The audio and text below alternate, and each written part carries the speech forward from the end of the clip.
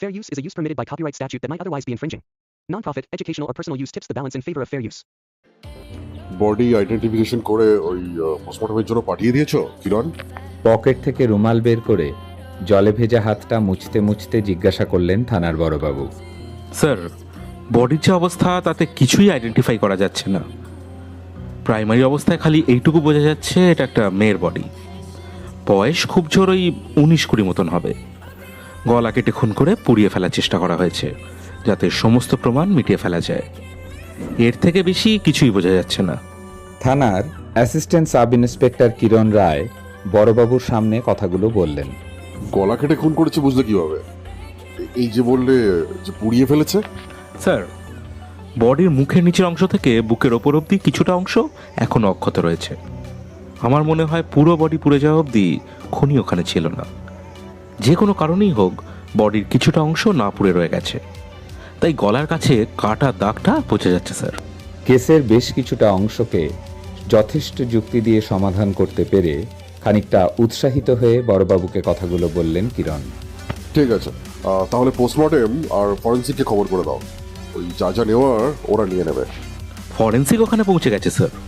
ওদের কাজ হয়ে গেলে পোস্টমর্টমের জন্য পাঠিয়ে দিচ্ছি। আর স্যার বলছিলাম কি, কিছু মিডিয়া আমাদের আগেই পৌঁছে গেছে। ওখানে লোকাল কিছু ছেলেরা যারা আগে বডি দেখতে পেয়েছে তারাই খবর দিয়েছে হয়তো মিডিয়াকে।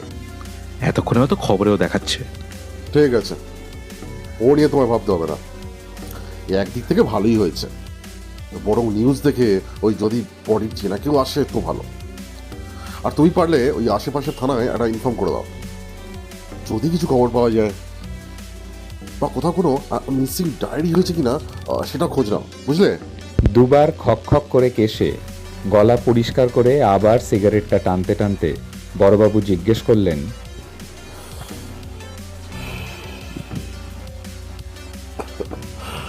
আর বলো, সকালে ব্রেকফাস্ট করে এসেছো তো? তোমার তো আবার ওই না খেয়ে থাকার রোগ আছে, কি যে বলো ওটা, কি ফাস্টিং না কি করো? স্যার, ওটা ইন্টারমিটেন্ট ফাস্টিং। চেয়ারে ওজন বাড়ছে, কি আর করব।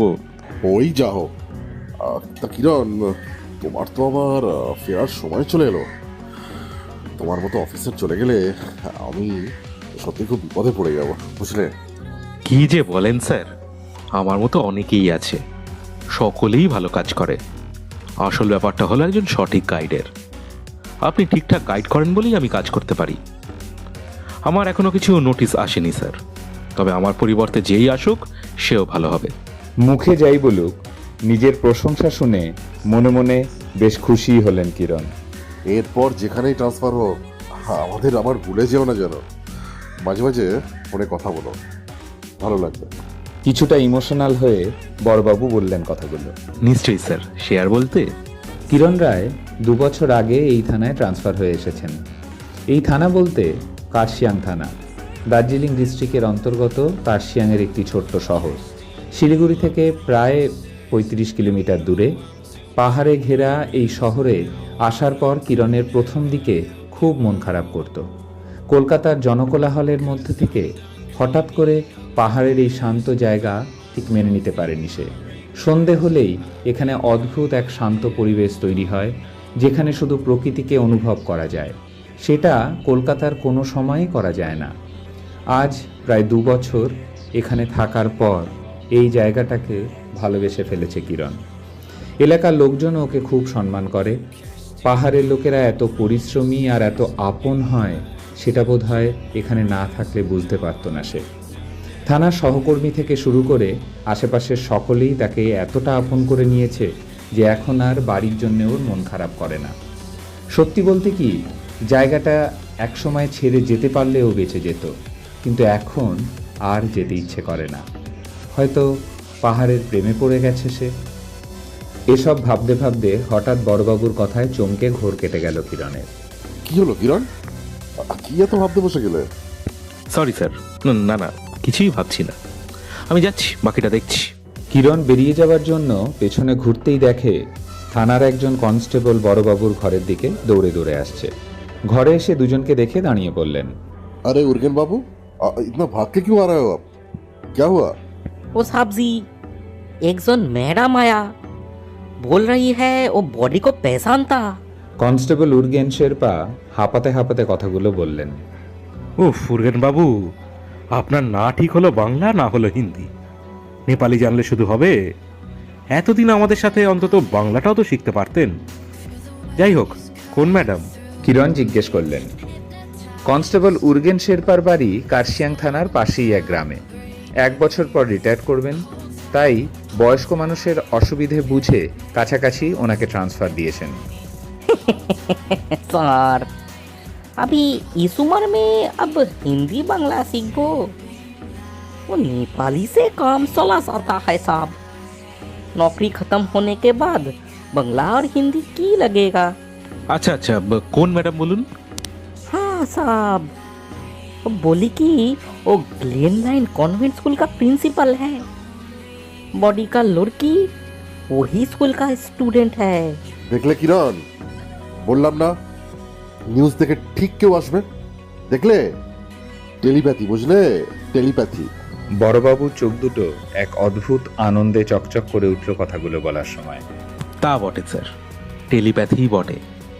আপনার মনের কথা ওই ম্যাডাম বুঝতে পেরেছেন। বড়বাবুর ঘর থেকে বেরিয়ে আসতে আসতে কনস্টেবল উর্গেনকে কিরণ জিজ্ঞাসা করলেন, ম্যাডাম কাহা पर है? ओ साहब, उसको मैंने अपना रूम में वेट करने को बोल के यही घर पर आ गई। ঠিক আছে উর্গেনজি, আপনি যান, আমি দেখে নিচ্ছি। ठीक है साहब। বলে উর্গেন শেরপা নিজের ডান হাতের লাঠিটা অভিনব কায়দায় ঘোরাতে ঘোরাতে থানার মেন দরজা দিয়ে চলে গেলেন। নিজের অফিসের ঘরে ঢুকে কিরণ দেখলেন একজন মাঝবয়সী মহিলা তার টেবিলের উল্টো দিকে চেয়ারে বসে আছেন। বয়স ওই 50-এর কোঠায়, দেখে মনে হচ্ছে বিয়ে হয়নি বা করেননি। একটা অফ হোয়াইট রঙের শাড়ি পরে আছেন ভদ্রমহিলা, তার সাথে নিখুঁত এমব্রয়ডারি কাজ করা একটা কালো রঙের ব্লাউজ। শাড়ির কুচি থেকে আঁচল প্রতিটা ভাঁজে এত সুন্দর করে টানা এবং তার মাঝে ব্লাউজের সঠিক মেলবন্ধন বুঝিয়ে দিচ্ছে যে পারফেকশনের প্রতি ওনার সূক্ষ্ম নজর রয়েছে। ঘাড় অবধি মাথার চুল পুরোটাই স্ট্রেট করা, রীতিমতো পার্লারে গিয়ে মেনটেন করেন সেটা বোঝা যাচ্ছে। সাদা কালোর সংমিশ্রণে চুলের রংটা দেখে বোঝার উপায় নেই যে চুলটা কৃত্রিম রং করা নাকি ওটাই স্বাভাবিকভাবে বয়সের ভারে পেকেছে। চোখে একটা হাই পাওয়ারের কালো ফ্রেমের চশমা। কিরণকে দেখেই উঠে দাঁড়িয়ে নিজের হাতটা কিরণের দিকে বাড়িয়ে দিয়ে মহিলা বললেন, হ্যালো ইন্সপেক্টর। কিরণও নিজের হাতটা ওনার হাতের দিকে বাড়িয়ে বললেন, হ্যালো, বসুন। বলুন ম্যাডাম, কে হয় ওই ডেড বডির মেয়েটি? আগে না না, ব্যাপারটা সেরকম না। I am not sure about this. আসলে আমার স্কুলের একজন স্টুডেন্ট মিসিং। মানে ওর কালকে ফেরার কথা ছিল কিন্তু এখনো ফেরেনি। So I have a very bad feeling that maybe নিউজের ওই মেয়েটা। But I repeat that I am not sure. এক মিনিট ম্যাডাম, একটু পরিষ্কার করে বলুন তো, মানে ঠিক বুঝলাম না। আপনার এটা কেন মনে হচ্ছে যে ডেড বডির মেয়েটি আপনার ছাত্রী? মানে সে খুন হতে পারে এরকম কেন মনে হচ্ছে আপনার? নো নো ইন্সপেক্টর, আমি বলছি না যে ওই মেয়েটি ইলিনা। ইলিনা? ইলিনা চৌধুরী আমার মিসিং স্টুডেন্ট, যার জন্য আমি এসেছি। ম্যাডাম, খুব ভালো হয় আপনি যদি প্রথম থেকে আর একটু ডিটেলসে বলেন। Sure inspector, I'll tell you the details. Ilina Chowdhury class 10-এর স্টুডেন্ট। ওর বাড়ি নর্থ দিনাজপুর ডিস্ট্রিক্টের কালিয়াগঞ্জে। 9 তারিখ মানে স্যাটারডে স্কুল ছুটির পর ও আমার রুমে এসে আমাকে বলল ওর বাবার বার্থডে 11 তারিখ। তাই ও... সরি ম্যাডাম, একটু থামাচ্ছি আপনাকে। আপনি এইমাত্র ইলিনার বাবার কথা বললেন। আপনি ওর বাবাকে ফোন করেছিলেন? করেছিলাম। আমি সব বলছি, আমাকে 10টা মিনিট একটু সময় দিন। ওকে, বলুন। ও বলল বাবার বার্থডে, তাই ও 10 তারিখ আর 11 তারিখ ছুটি নিয়ে বাড়ি যাবে to celebrate her father's birthday. 10 তারিখ সকালে বেরোবে, বাড়ি পৌঁছে মিডনাইট সেলিব্রেট করে 11 তারিখ বিকেলের মধ্যে ফিরে আসবে, এটাই বলেছিল। নর্মালি কালিয়াগঞ্জ থেকে সকালে বেরোলে বিকেল থেকে ম্যাক্সিমাম সন্ধ্যের মধ্যে ফিরে আসার কথা। সেই হিসেবে ওর 11 তারিখ সন্ধে বা রাতের মধ্যে তো ফিরে আসার কথা। কিন্তু ভদ্রমহিলা খানিকক্ষণ থেমে যেন একটা কি ভাবতে লাগলেন। কিরণ ওনাকে চুপ করে থাকতে দেখে জিজ্ঞেস করলেন, কিন্তু কি ম্যাডাম? কিন্তু আমাদের হোস্টেলের সুপার আমাকে 11 তারিখ মানে গতকাল রাত 11:30 ফোন করে বললেন ইলিনা ফিরে আসেনি। নর্মালি হোস্টেল গেট রাত 8টা অবধি খোলা থাকে, সেদিন সুপার 9:30 অবধি খুলে রেখেছিল ইলিনা যদি আসে এই ভেবে, কিন্তু ও ফেরেনি। আমি অত রাতে কি করব কিছুই বুঝতে পারছিলাম না। I call her several Times but her phone was switched off. অত রাতে ওর বাবাকে ফোন করে টেনশন দেওয়া উচিত হবে কি না সেই ভেবে আমি আর ওনাকেও ফোন করিনি। আজকে সকালে যখন ওনাকে ফোন করি উনি বললেন ইলিনা কাল 1টা থেকে 1:30-এর মধ্যে বাড়ি থেকে বেরিয়েছিল। একটার সময় বেরোলে কালিয়াগঞ্জ থেকে কার্শিয়াং আসতে মোটামুটি সন্ধে বা রাত হয়ে যাবার কথা, তাই তো ম্যাডাম? ইয়েস ইন্সপেক্টর, রাতের মধ্যে তো ডেফিনেটলি ফিরে আসা উচিত ছিল। ওর বাবাও নাকি সন্ধে থেকে ওকে ফোনে পাচ্ছেন না। উনি নিজেও অত রাতে আমরা ডিস্টার্ব হতে পারি এই ভেবে আর ফোন করেননি, কিন্তু আজ সকালে হোস্টেলে ফোন করে খোঁজ নিয়েছিলেন। আমি যখন ওনাকে ফোন করি উনি তখন নিজেই আমাকে জিজ্ঞেস করলেন ইলিনা হোস্টেলে ফিরেছে কিনা। এই যে বললেন উনি হোস্টেল থেকে ফোন করে খোঁজ নিয়েছিলেন, তাহলে আপনাকে আবার জিজ্ঞেস করছেন কেন? হোস্টেল থেকে কি উনি জানতে পারেননি যে ইলিনা ফিরে আসেনি? Inspector, he is a father. Hostel থেকে যখন জানতে পারেন ইলিনা ফেরেনি, তারপর আমার ফোন দেখে ভেবেছেন হয়তো ওনার মেয়ে সেফ আছে, এটা জানানোর জন্য আমি ফোন করেছি। হয়তো উনি আশা করেছিলেন আমি ওনার মেয়ের কোনো গুড নিউজ দেব, বাট আনফর্চুনেটলি আমরা কেউ কিছুই খবর পেলাম না। উনি থানায় কিছু জানাননি কেন? কালিয়াগঞ্জ থানায় তো মিসিং রিপোর্ট করতে পারতেন। ফর দ্যাট রিজন ইন্সপেক্টর আপনাকে তো একটু সময় দিতে হবে। হঠাৎ করে একদিনের মধ্যে কি কেউ মিসিং রিপোর্ট করে? আমি ওনাকে বলেছি আজকের মধ্যে ওকে ফোনে না পেলে থানায় একটা মিসিং ডায়েরি করে দিতে, আর আমি তো এই জন্যই এসেছি। আমি হয়তো আজকের দিনটা দেখে কালকে আসতাম রিপোর্ট করতে, কিন্তু নিউজ দেখে আর ওয়েট করলাম না। দ্যাটস ওয়াই স্কুল ছুটির পর আমি সোজা এখানে চলে আসি। অনেক ধন্যবাদ ম্যাডাম আমাদের হেল্প করার জন্য। আপনি একটা কাজ করুন, বাইরে কিরণ কিছু খবর পেলে? বড়বাবু কিরণের ঘরের দরজাটা খুব জোরে ধাক্কা মেরে খুলে ভেতরে ঢুকতে ঢুকতে কথাটা জিজ্ঞাসা করলেন। দরজাটা খোলার সময় ও বন্ধ হওয়ার সময় দুবার ক্যাঁচ ক্যাঁচ শব্দ করে উঠল। কিরণ ও ঘরে উপস্থিত কনভেন্ট স্কুলের প্রিন্সিপাল দুজনেই ঘাড় ঘুরিয়ে একবার তাকালেন। বড়বাবুকে দেখে কিরণ উঠে দাঁড়ালেন। হ্যাঁ স্যার, আসুন পরিচয় করে দিই। ইনি হলেন এখানকার গ্লেন লাইন কনভেন্ট স্কুলের প্রিন্সিপাল মিসেস। বড়বাবুর সাথে কথা বলতে বলতে কিরণের হঠাৎ মনে পড়ল ভদ্রমহিলার নামটাই তো শোনা হয়নি, তাই এবার মহিলার দিকে তাকিয়ে বললেন, সরি ম্যাডাম, এতক্ষণ কথা হলো কিন্তু আপনার নামটাই শোনা হয়নি। Extremely sorry. No no inspector, it's okay. My name is miss Surabhi Dasgupta, not Mrs. কিরণের দিকে একটু হেসে তাকিয়ে আবার বড়বাবুর দিকে নিজের হাত বাড়িয়ে দিলেন ভদ্রমহিলা। বড়বাবু একবার আপাদমস্তক মহিলার দিকে দেখে মুখে একটা ভদ্রতামূলক হাসি নিয়ে নিজেই হাতটা মহিলার দিকে বাড়িয়ে বললেন, আপনি বাঙালি? আগে পুরোপুরি না, আমার বাবা বাঙালি, মা নেপালি। ছোটবেলায় আমার পুরো এডুকেশন কলকাতায় হয়েছে। আফটার মাই ফাদার্স ডেথ আমি আর আমার মা এখানে চলে আসি, তারপর থেকে এখানেই। ম্যাডাম আপনি একটা কাজ করুন, বেরিয়ে ডান দিকে দেখবেন একজন স্টাফ আছে, ওর নাম শিরেন তামাং। ওনাকে গিয়ে ডিটেলসের সব বলুন, আপনার মিসিং রিপোর্টও লিখে নেবে।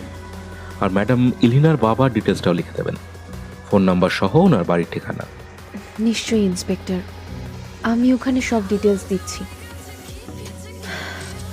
ওকে, তাহলে কিছু ইনফরমেশন পেলে জানাবেন। একদম ম্যাডাম, আপনি কিন্তু এখন চলে যাবেন না। বডিটা একবার আইডেন্টিফাই করে গেলে ভালো হয়। যদি কিছু বুঝতে পারেন, বডি পোস্টমর্টমের ওখানে গেছে, বডির কাছ থেকে কিছু জিনিস পাওয়া গেছে, সেগুলো দেখে যদি কিছু চিনতে পারেন। কিরণ টেবিলের উপর রাখা একটা ফাইল খুলতে খুলতে ভদ্রমহিলাকে কথাগুলো বললেন। বলুন কোথায় সেগুলো? আমি যদি আপনার কোনো হেল্পে লাগতে পারি, ইটস মাই প্লেজার। আপনি আগে রিপোর্টটা লিখে আসুন, তারপর কিরণ গিয়ে সব বলছে। ভদ্রমহিলা বাইরে বেরিয়ে যেতেই বড়বাবু কিরণকে জিজ্ঞাসা করলেন, কি কি জানতে পারলে? কিছু বলো কিরণ। সব বলছি স্যার, আগে আপনি একটু বসুন। যেভাবে আপনি ওনার দিকে তাকিয়েছিলেন, একটু জল টল খান, তারপর শান্ত হলে বলছি।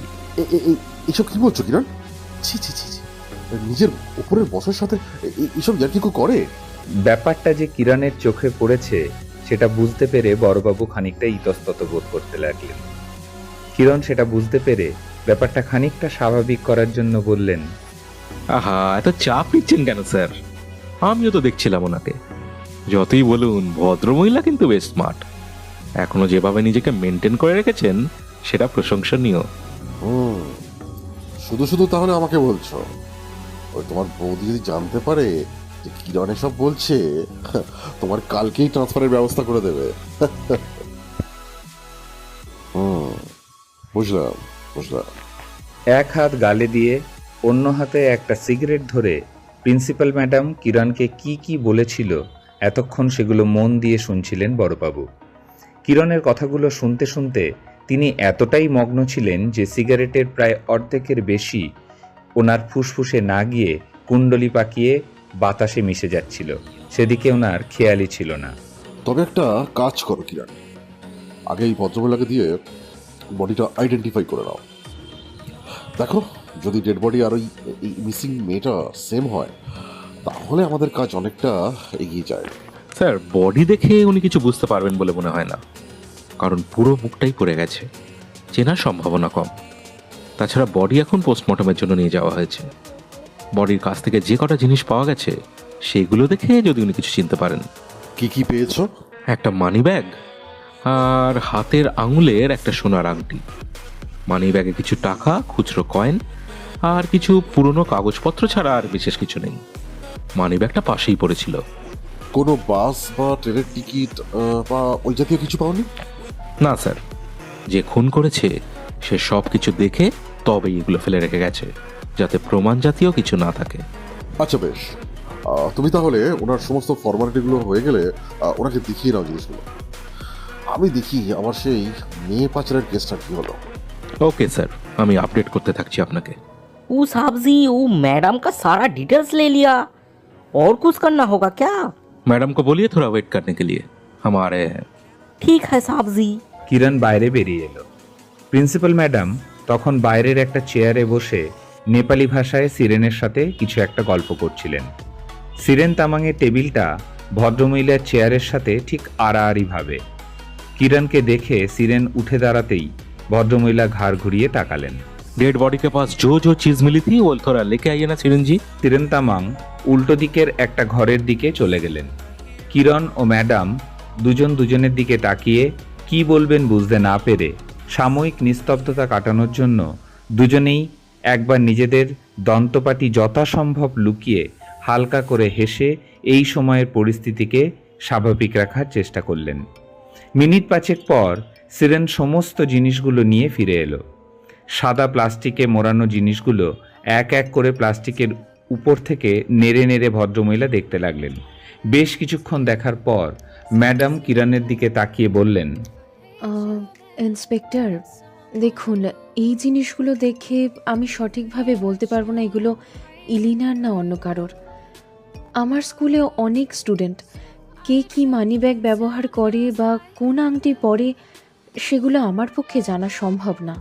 ম্যাডাম, কিছু আইডিয়াও কি দিতে পারবেন না? হ্যাঁ, আপনি একটা কাজ করতে পারেন।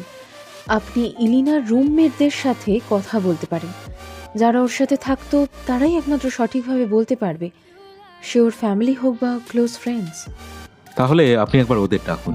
নো ইন্সপেক্টর, ওদের থানায় ডাকা ঠিক হবে না, বিকজ ওরা সবাই খুব ছোট। থানায় এসে এই ব্যাপারটা জেনে যদি ওদের মানসিকভাবে কোনো চাপের সৃষ্টি হয়। তাহলে আপনি ঠিক কি চাইছেন, মানে কিভাবে ওদের সাথে যোগাযোগ করতে বলছেন? আপনি কাল স্কুলে আসুন। আমি ক্লাস চলাকালীন মাঝে একবার ইলিনার রুমমেটদের আমার অফিসে ডেকে নেব। আপনি তখন না হয় একবার ওদের জিজ্ঞেস করে নেবেন। ওকে, সেটাই ভালো। আমি তাহলে কাল 11টার মধ্যে চলে আসছি আপনার স্কুলে। একটা রিকোয়েস্ট আছে ইন্সপেক্টর।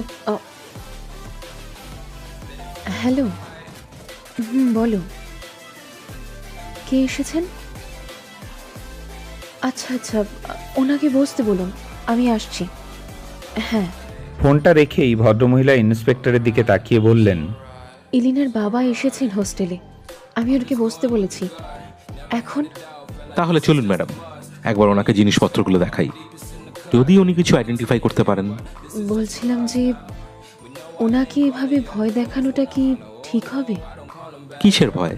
না, মানে ইলিনা যে খুন হতে পারে সেটা ওনার কাছে খুব শকিং হবে তো, তাই ভাবছি।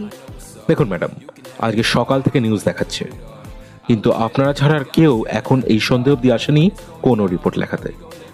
তাই সন্দেহটা এখন যে অনেকটাই সঠিক বলে মনে হচ্ছে, তাই আমাকে একবার ওই ভদ্রলোককে জিজ্ঞেস করতেই হবে। আচ্ছা বেশ, চলুন তবে। অফিসের গাড়িতে দুজন স্টাফকে নিয়ে কিরণ আর প্রিন্সিপাল ম্যাডাম ওনার নিজের গাড়িতে করে স্কুলের দিকে বেরিয়ে পড়লেন। মিনিট 20 পর হোস্টেলের বাইরে গাড়ি দুটো দাঁড়ালো। ম্যাডাম আগে এগিয়ে গেলেন, ওনার ঠিক পিছনেই কিরণ সহ দুজন পুলিশ এগিয়ে এলো। প্রিন্সিপালকে দেখেই হোস্টেল সুপার বাইরে বেরিয়ে এলেন আর কিছু একটা ইঙ্গিত করে বুঝিয়ে দিলেন কোন দিকে যেতে হবে। প্রিন্সিপালের পিছনে পিছনে এগিয়ে গিয়ে কিরণ একটা বসার ঘরে উপস্থিত হলেন। একজন মাঝবয়সী ভদ্রলোক বসে আছেন, দেখে বোঝাই যাচ্ছে খুব চিন্তিত। চুলটাও ঠিকমতো আঁচড়ানোর সময় পাননি। ম্যাডামকে দেখেই রীতিমতো দৌড়ে এসে জিজ্ঞেস করলেন, কিছু খবর পেলেন ম্যাডাম? আমি তো ফোনেও পাচ্ছি না, কোথায় যে গেল। এই তো পুলিশ এসেছে, এই আপনারা নিশ্চয়ই কিছু খবর পেয়েছেন, কিছু বলুন না। আমার মেয়েটা কোথায়? এক নিঃশ্বাসে ভদ্রলোক কথাগুলো বলে গেলেন। উনি একটু থেমে গেলে কিরণ জিজ্ঞাসা করলেন, আপনি বাড়ির কাছে থানায় খোঁজ না করে সোজা এখানে চলে এলেন কেন? আগে তো ওখানে একটা রিপোর্ট করতে পারতেন। কিসের রিপোর্ট করব? আমার সাথে শেষবার যখন এলিনার কথা হলো তখন তো সে শিলিগুড়িতে, এই গাড়ি চেঞ্জ করার জন্য শিলিগুড়িতে নেমে আমাকে ফোন করেছিল। তারপর থেকে তার ফোনেই পাচ্ছি না তাকে। তাই আমি জানি যে সে শিলিগুড়ি থেকে সোজা এদিকে এসেছে, তাই আমিও এদিকে চলে এলাম। আমারও তো মাথা কাজ করেনি স্যার, আমি মেয়েকে পাচ্ছি না। কিছু জানলে বলুন, নাহলে নাহলে সব বেকার প্রশ্ন করবেন না আমাকে। রীতিমতো গলা ঝাঁঝিয়ে কথাগুলো বললেন ভদ্রলোক। উনি যে রীতিমতো চিন্তিত আর বিধ্বস্ত সেটা ওনার কথা শুনেই বোঝা যাচ্ছিল। তার কাছে তখন তার মেয়ের থেকে বেশি গুরুত্বপূর্ণ আর কিছুই ছিল না। কিরণ তাই আর এদিক ওদিক না করে সোজা বডির কাছে পাওয়া জিনিসগুলো ওনাকে দেখালেন। এগুলো দেখুন তো, কোনোটা আপনার মেয়ের কিনা বলতে পারবেন? আরে এটা তো এলিনার মানি ব্যাগ। হ্যাঁ, এটা ওরই। আপনি কোথায় পেলেন? আমি ওর লাস্ট বার্থডেতে ওকে এটা গিফট করেছিলাম। হ্যাঁ, আর এটা তো এলিনারই আংটি। কোথায় পেলেন এসব স্যার? আমার মেয়েকে কি পাওয়া গেছে? ম্যাডাম আর কিরণ দুজন একবার দুজনের দিকে তাকালেন। কিভাবে পুরো ব্যাপারটা বলবেন বুঝতে পারলেন না। দুজনেই খানিকক্ষণ চুপ করে রইলেন। ওদের দুজনকে একে অন্যের মুখে তাকাতে দেখে ভদ্রলোক জিজ্ঞাসা করলেন, কি হলো? আরে কিছু বলুন, আপনারা দুজনেই চুপ করে আছেন কেন? কিরণ ওনার দিকে তাকিয়ে খুব নমনীয়ভাবে বললেন, খুব দুঃখের সঙ্গে বলতে বাধ্য হচ্ছি মিস্টার চৌধুরী, আমরা আজকে সকালে যে ডেড বডিটা পেয়েছি সেটা আপনার মেয়ের। সরি। কিসের ডেড বডি? কি বলছেন স্যার? আমার সাথে কালকেই ওর কথা হলো। কিভাবে হতে পারে এটা? কি হয়েছে? ওকে কি হসপিটালে নিয়ে গেছেন? হাসপাতালে নিয়ে যাওয়ার মতন অবস্থায় ছিল না। মিস্টার চৌধুরী, আপনাকে একবার থানায় আসতে হবে আমাদের সাথে। আমি কোথাও যাব না।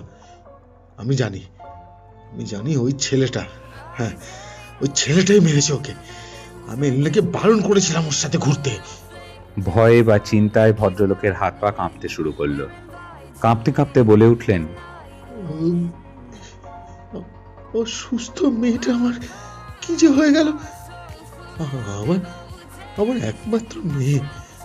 ম্যাডাম, আমি থাকবো কি করে ওকে ছেড়ে? প্রিন্সিপাল ম্যাডামের হাত ধরে চিৎকার করে কাঁদতে কাঁদতে নিচে বসে পড়লেন ভদ্রলোক। অনেকক্ষণ মাথা নিচু করে কাঁদার পর একবার ঘাড় উঁচু করে ম্যাডামের দিকে তাকিয়ে এক ঝটকায় উঠে দাঁড়িয়ে কি যেন একটা বলতে গিয়ে একেবারে মাথা ঘুরে পড়ে গেলেন। কিরণ কোনো রকমে এক হাত দিয়ে ভদ্রলোককে ধরার চেষ্টা করলেন, কিন্তু সেটা কাজে লাগলো না। ভদ্রলোকের পড়ে যাওয়া দেখে প্রিন্সিপাল ম্যাডাম জোরে চিৎকার করে উঠলেন যাতে কোনোভাবে ওনাকে ধরা যায়। বাইরে থেকে বাকি পুলিশ দুজন ছুটে ঘরে এলেন। তার মিনিট কয়েক পর হোস্টেলের সুপার এসে উপস্থিত। সকলে মিলে ওনাকে তুলে ধরে পাশের একটা সোফায় নিয়ে গেলেন। মুখে বেশ কয়েকবার জলের ঝাপটা দিতে ভদ্রলোক চোখ খুলে তাকালেন, কিন্তু সে চাউনিতে ছিল শুধু শূন্যতা আর হারানোর যন্ত্রণা। কোনো কথা না বলে ভদ্রলোক চুপ করে শুয়ে রইলেন। কিরণ এবার জিজ্ঞাসা করলেন, আপনি ঠিক আছেন মিস্টার চৌধুরী? আচ্ছা, আপনি কোন ছেলের কথা বলছিলেন? কে খুন করতে পারে আপনার মেয়েকে? ইন্সপেক্টর, ওনাকে একটু সময় দিন প্লিজ। এখন এসব প্রশ্ন কেন করছেন? প্রিন্সিপাল ম্যাডাম একটু জোর গলায় কথাগুলো বললেন। কিরণের উপর উনি যেন বেশ মনক্ষুণ্ণ হয়েছেন সেটা বোঝা যাচ্ছিল। নিজের ভুল বুঝতে পেরে ব্যাপারটা সামলানোর জন্য কিরণ আবার ভদ্রলোককে জিজ্ঞেস করলেন, আপনি ঠিক আছেন তো মিস্টার চৌধুরী? আমরা কি ডক্টর ডাকবো? কেমন ফিল করছেন এখন? কিন্তু ভদ্রলোক যেন কিছুই শুনতে পাননি, সেইভাবেই শুয়ে রইলেন। প্রিন্সিপাল ম্যাডাম এবার কিরণের কানের কাছে এসে মুখটা এনে আস্তে আস্তে করে বললেন, ইন্সপেক্টর, ওনাকে এখন একটু ছেড়ে দিন। আপাতত আমাদের ওয়েটিং রুমে ওনাকে বলছি রেস্ট নিতে। আমি দেখছি আমার একজন ফ্যামিলি ডক্টর আছেন, ওনাকে যদি এখানে আনার ব্যবস্থা করতে পারি। একবার ওনাকে দেখে যাক না হয়। আজকে রাতটা উনি থাকুক, কালকে আপনি এসে যা জিজ্ঞেস করার করবেন। সে তো ঠিক আছে ম্যাডাম, কিন্তু উনি কাউকে একটা সন্দেহ করছেন। তার একটু ডিটেলসটা বললে ভালো হতো। যদি খুনি শহর ছেড়ে চলে যায়, তার আগে কিছু জানতে পারলে ভালো হতো। বুঝতে পারছি ইন্সপেক্টর, কিন্তু ওনাকে তো দেখতে পাচ্ছেন।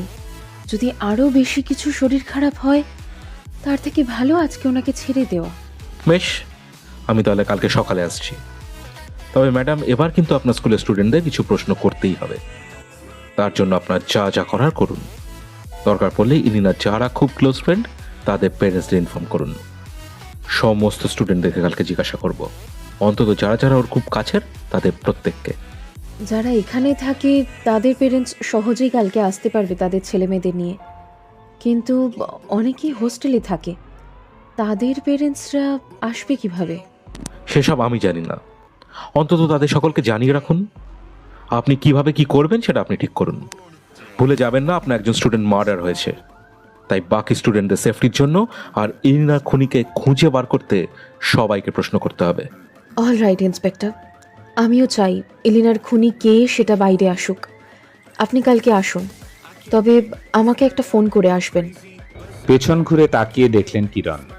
ভদ্রলোক একভাবে উপরের দিকে তাকিয়ে আছে। পাশে কেউ যে কথা বলছে সেটা উনি বুঝতেই পারছেন কিনা বোঝার উপায় নেই। অতিরিক্ত শোকে হয়তো কথা বলার মতো অবস্থায় নেই। দরজা দিয়ে বেরিয়ে আসতেই ম্যাডামকে আবার প্রশ্ন করলেন, ম্যাডাম, আপনি কি বলতে পারবেন ইলিনার ফ্যামিলিতে আর কে কে আছেন? আমি যতদূর জানি ইলিনার মা নেই। শুনেছিলাম অনেক ছোটবেলায় উনি মারা যান। ইলিনাকে ভর্তি করার সময় ভদ্রলোক এসে বলেছিলেন উনি বাইরে বাইরে কাজ করেন, তাই ইলিনাকে বাড়িতে দেখারও কেউ নেই। সেটাও একটা বড় কারণ ওকে এত দূরে হোস্টেলে রাখার। বাইরে বাইরে কি কাজ করেন? আর ইলিনার মা মারা যায় কিভাবে কিছু জানেন? কিভাবে মারা যান সেসব প্রশ্ন আমরা কেউ ওকে বা ওর বাবাকে কোনোদিন জিজ্ঞেস করিনি। আর ভদ্রলোক সম্ভবত কোনো বিজনেস করেন, কিসের বিজনেস সেটা শিওর জানি না। আচ্ছা, তো উনি আর বিয়ে করেছেন কিনা? Inspector, that's completely his personal matter. আমি এসব প্রশ্ন ওনাকে কেন জিজ্ঞেস করব? আপনি কালকে এসে ওনাকে যা যা জিজ্ঞেস করার করে নেবেন। ওকে ম্যাডাম, তাহলে আমরা আসছি এখন। কাল দেখা হচ্ছে। অনেক বিরক্ত করলাম, তবে কিছুদিন আপনাকে বিরক্ত করবো আরো। ইটস ওকে ইন্সপেক্টর, আপনাদের কাজে লাগলে আমি সব সময় আছি। Good night. Good night madam. Kiran hostel থেকে বেরিয়ে সোজা গাড়ি নিয়ে বেরিয়ে পড়লেন। প্রিন্সিপাল ম্যাডাম মেন গেটে সোজাসুজি উল্টো দিকের বারান্দায় দাঁড়িয়েছিলেন। কিছুক্ষণ পর পাশে হোস্টেল সুপার এসে দাঁড়ালেন। হোস্টেলের বারান্দার হালকা আলোয় ওদের দুজনকে দেখা গেল পাশাপাশি চুপচাপ দাঁড়িয়ে থাকতে। একই চিন্তায় দুজনে চুপ করে রইলেন। কেউ কাউকে কিছু না বললেও দুজনেই বুঝতে পারলেন দুজনে কি ভাবছেন। পরদিন সকালে স্কুল খোলার ঠিক ঘণ্টাখানেক পরে কিরণ গ্লেনলাইন কনভেন্ট স্কুলে গিয়ে উপস্থিত হলেন। প্রেয়ার শেষ করে সমস্ত স্টুডেন্টরা লাইন করে তখন নিজের নিজের ক্লাসরুমের দিকে যাচ্ছিল। কিরণ নিজের পুলিশের গাড়িটা বাইরে দাঁড়িয়ে দাঁড়িয়ে সমস্ত স্টুডেন্টদের লক্ষ্য করতে লাগলেন। প্রতিটি ক্লাস অনুযায়ী ছেলে ও মেয়েরা আলাদা আলাদা লাইন করে যাচ্ছিল। সকলে সাদা শার্ট আর নিচে ডিপ ব্রাউন রঙের ড্রেস, ছেলেরা ফুল প্যান্ট আর মেয়েরা শর্ট স্কার্ট। সকলের গলায় ডিপ ব্রাউন রঙের উপর সাদা চেক টাই।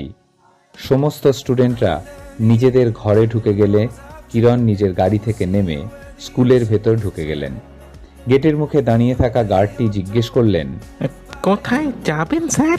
প্রিন্সিপাল ম্যাডাম ভেতরে আছেন। কেন স্যার, কিছু হয়েছে নাকি? ম্যাডামের কিছু হয়েছে? আরে না না, কাল ওনার সাথে কথা হয়েছে। ম্যাডাম জানেন যে আমি আজকে আসবো। ওনাকে গিয়ে বলুন ইন্সপেক্টর কিরণ এসছেন। ঠিক আছে স্যার। বলে গার্ডটি স্কুলের ভেতরে প্রিন্সিপালের রুমের দিকে যেতে যেতে একবার পেছন ফিরে কিরণের দিকে তাকালেন। কিছু একটা ভেবে আবার ঘাড় ঘুরিয়ে সামনের দিকে তাকিয়ে প্রিন্সিপালের রুমের দিকে এগিয়ে গেলেন। মিনিট খানেক পর বাইরে এসে কিরণকে বললেন, স্যার আপনি সোজা ভেতরে চলে যান। ওই সোজা গিয়ে ডান দিকে একটু এগিয়ে গেলেই দেখতে পাবেন প্রিন্সিপাল ম্যাডামের ঘর। ম্যাডাম আপনার জন্যই অপেক্ষা করছেন। খুব সহজে কিরণকে কথাগুলো বললেও দারোয়ানকে দেখে বোঝা গেল পুলিশ দেখে উনি রীতিমতো কৌতূহলী। ভয়ে সেই কৌতূহল কিরণের সামনে প্রকাশ না করলেও প্রশ্নের উত্তর না পাওয়া অবধি উনি যে খুব একটা শান্ত থাকবেন না সেটা বোঝা যাচ্ছিল। গার্ডের সামনে থেকে কিরণ সোজা এসে উপস্থিত হলেন প্রিন্সিপালের ঘরে। বাইরে থেকে দরজা নক করতেই প্রিন্সিপাল নিজে উঠে এসে দরজা খুলে দিলেন। মুখে একটা হালকা হাসি নিয়ে কিরণকে ভেতরে আসতে বলে উনি দরজাটা বন্ধ করে দিয়ে নিজের চেয়ারে গিয়ে বসলেন এবং কিরণকেও বসতে বললেন। ভিতরে একটা বিশাল বড় টেবিলের ওপাশে প্রিন্সিপালের চেয়ার। কালো বড় চেয়ারটার সাপেক্ষে প্রিন্সিপালকে বেশ ছোট মনে হচ্ছে। টেবিলের এক পাশে দুটো লাল গদি বসানো, আরও দুটো আরামকেদারা। বাইরের লোকজন কেউ আসলে এদিকে চেয়ারগুলোয় বসেন। ম্যাডামের মাথার পিছনে একটা বিশাল বড় বোর্ড, যেখানে স্কুল শুরু থেকে আজ অবধি যারা যারা প্রিন্সিপাল এর চেয়ারে বসেছেন প্রত্যেকের নাম লেখা আছে। বর্তমান প্রিন্সিপাল মিস সুরভি দাশগুপ্তার নামের পাশে লেখা আছে সুরভি দাশগুপ্তা 2018, অর্থাৎ প্রায় 3 বছর ধরে উনি এখানে আছেন। প্রিন্সিপাল ম্যাডামের ডান দিকের ঘরের একদম কোনায় একটা অ্যাটাচ বাথরুম, তার পাশেই একটা জানলা যেটা পর্দা দিয়ে ঢাকা। রুমে রুম হিটার চলছে বলে ঘরটা বেশ গরম। বাঁ দিকের দেওয়ালে স্কুলের বেশ কিছু ছবি। প্রতি বছর যে সমস্ত ছাত্রছাত্রীরা ক্লাস 12 শেষ করে চলে যায় তাদের সাথে টিচারদের ছবি। একটা ছবিতে বর্তমান প্রিন্সিপালের সাথে স্টুডেন্টদের ছবি রয়েছে, নিচে লেখা রয়েছে 2020, অর্থাৎ শেষ বছরের ছবি। ঘরের চারদিকটা ঘাড় ঘুরিয়ে কিরণ দেখছিলেন। হঠাৎ প্রিন্সিপালের আওয়াজে চমক ভাঙল। আপনি কিছু নেবেন ইন্সপেক্টর? Tea or coffee? না না ম্যাডাম, কিচ্ছু লাগবে না। আপনি বরং ইলিনার ফ্রেন্ডদের একটু ডেকে দিন, আমি ওদের সাথে কথা বলেই বেরিয়ে যাব। ও হ্যাঁ, sure, just wait for a minute. বলেই উনি টেলিফোনটা হাতে তুলে কাউকে একটা ফোন করে বললেন, send Ipsita and Shalini. Yes, হ্যাঁ, class 10 now in my office room. 10 minute সময় দিন ইন্সপেক্টর, ওরা আসছে। ইপসিতা শালিনী, ইলিনা দুজন রুমমেট?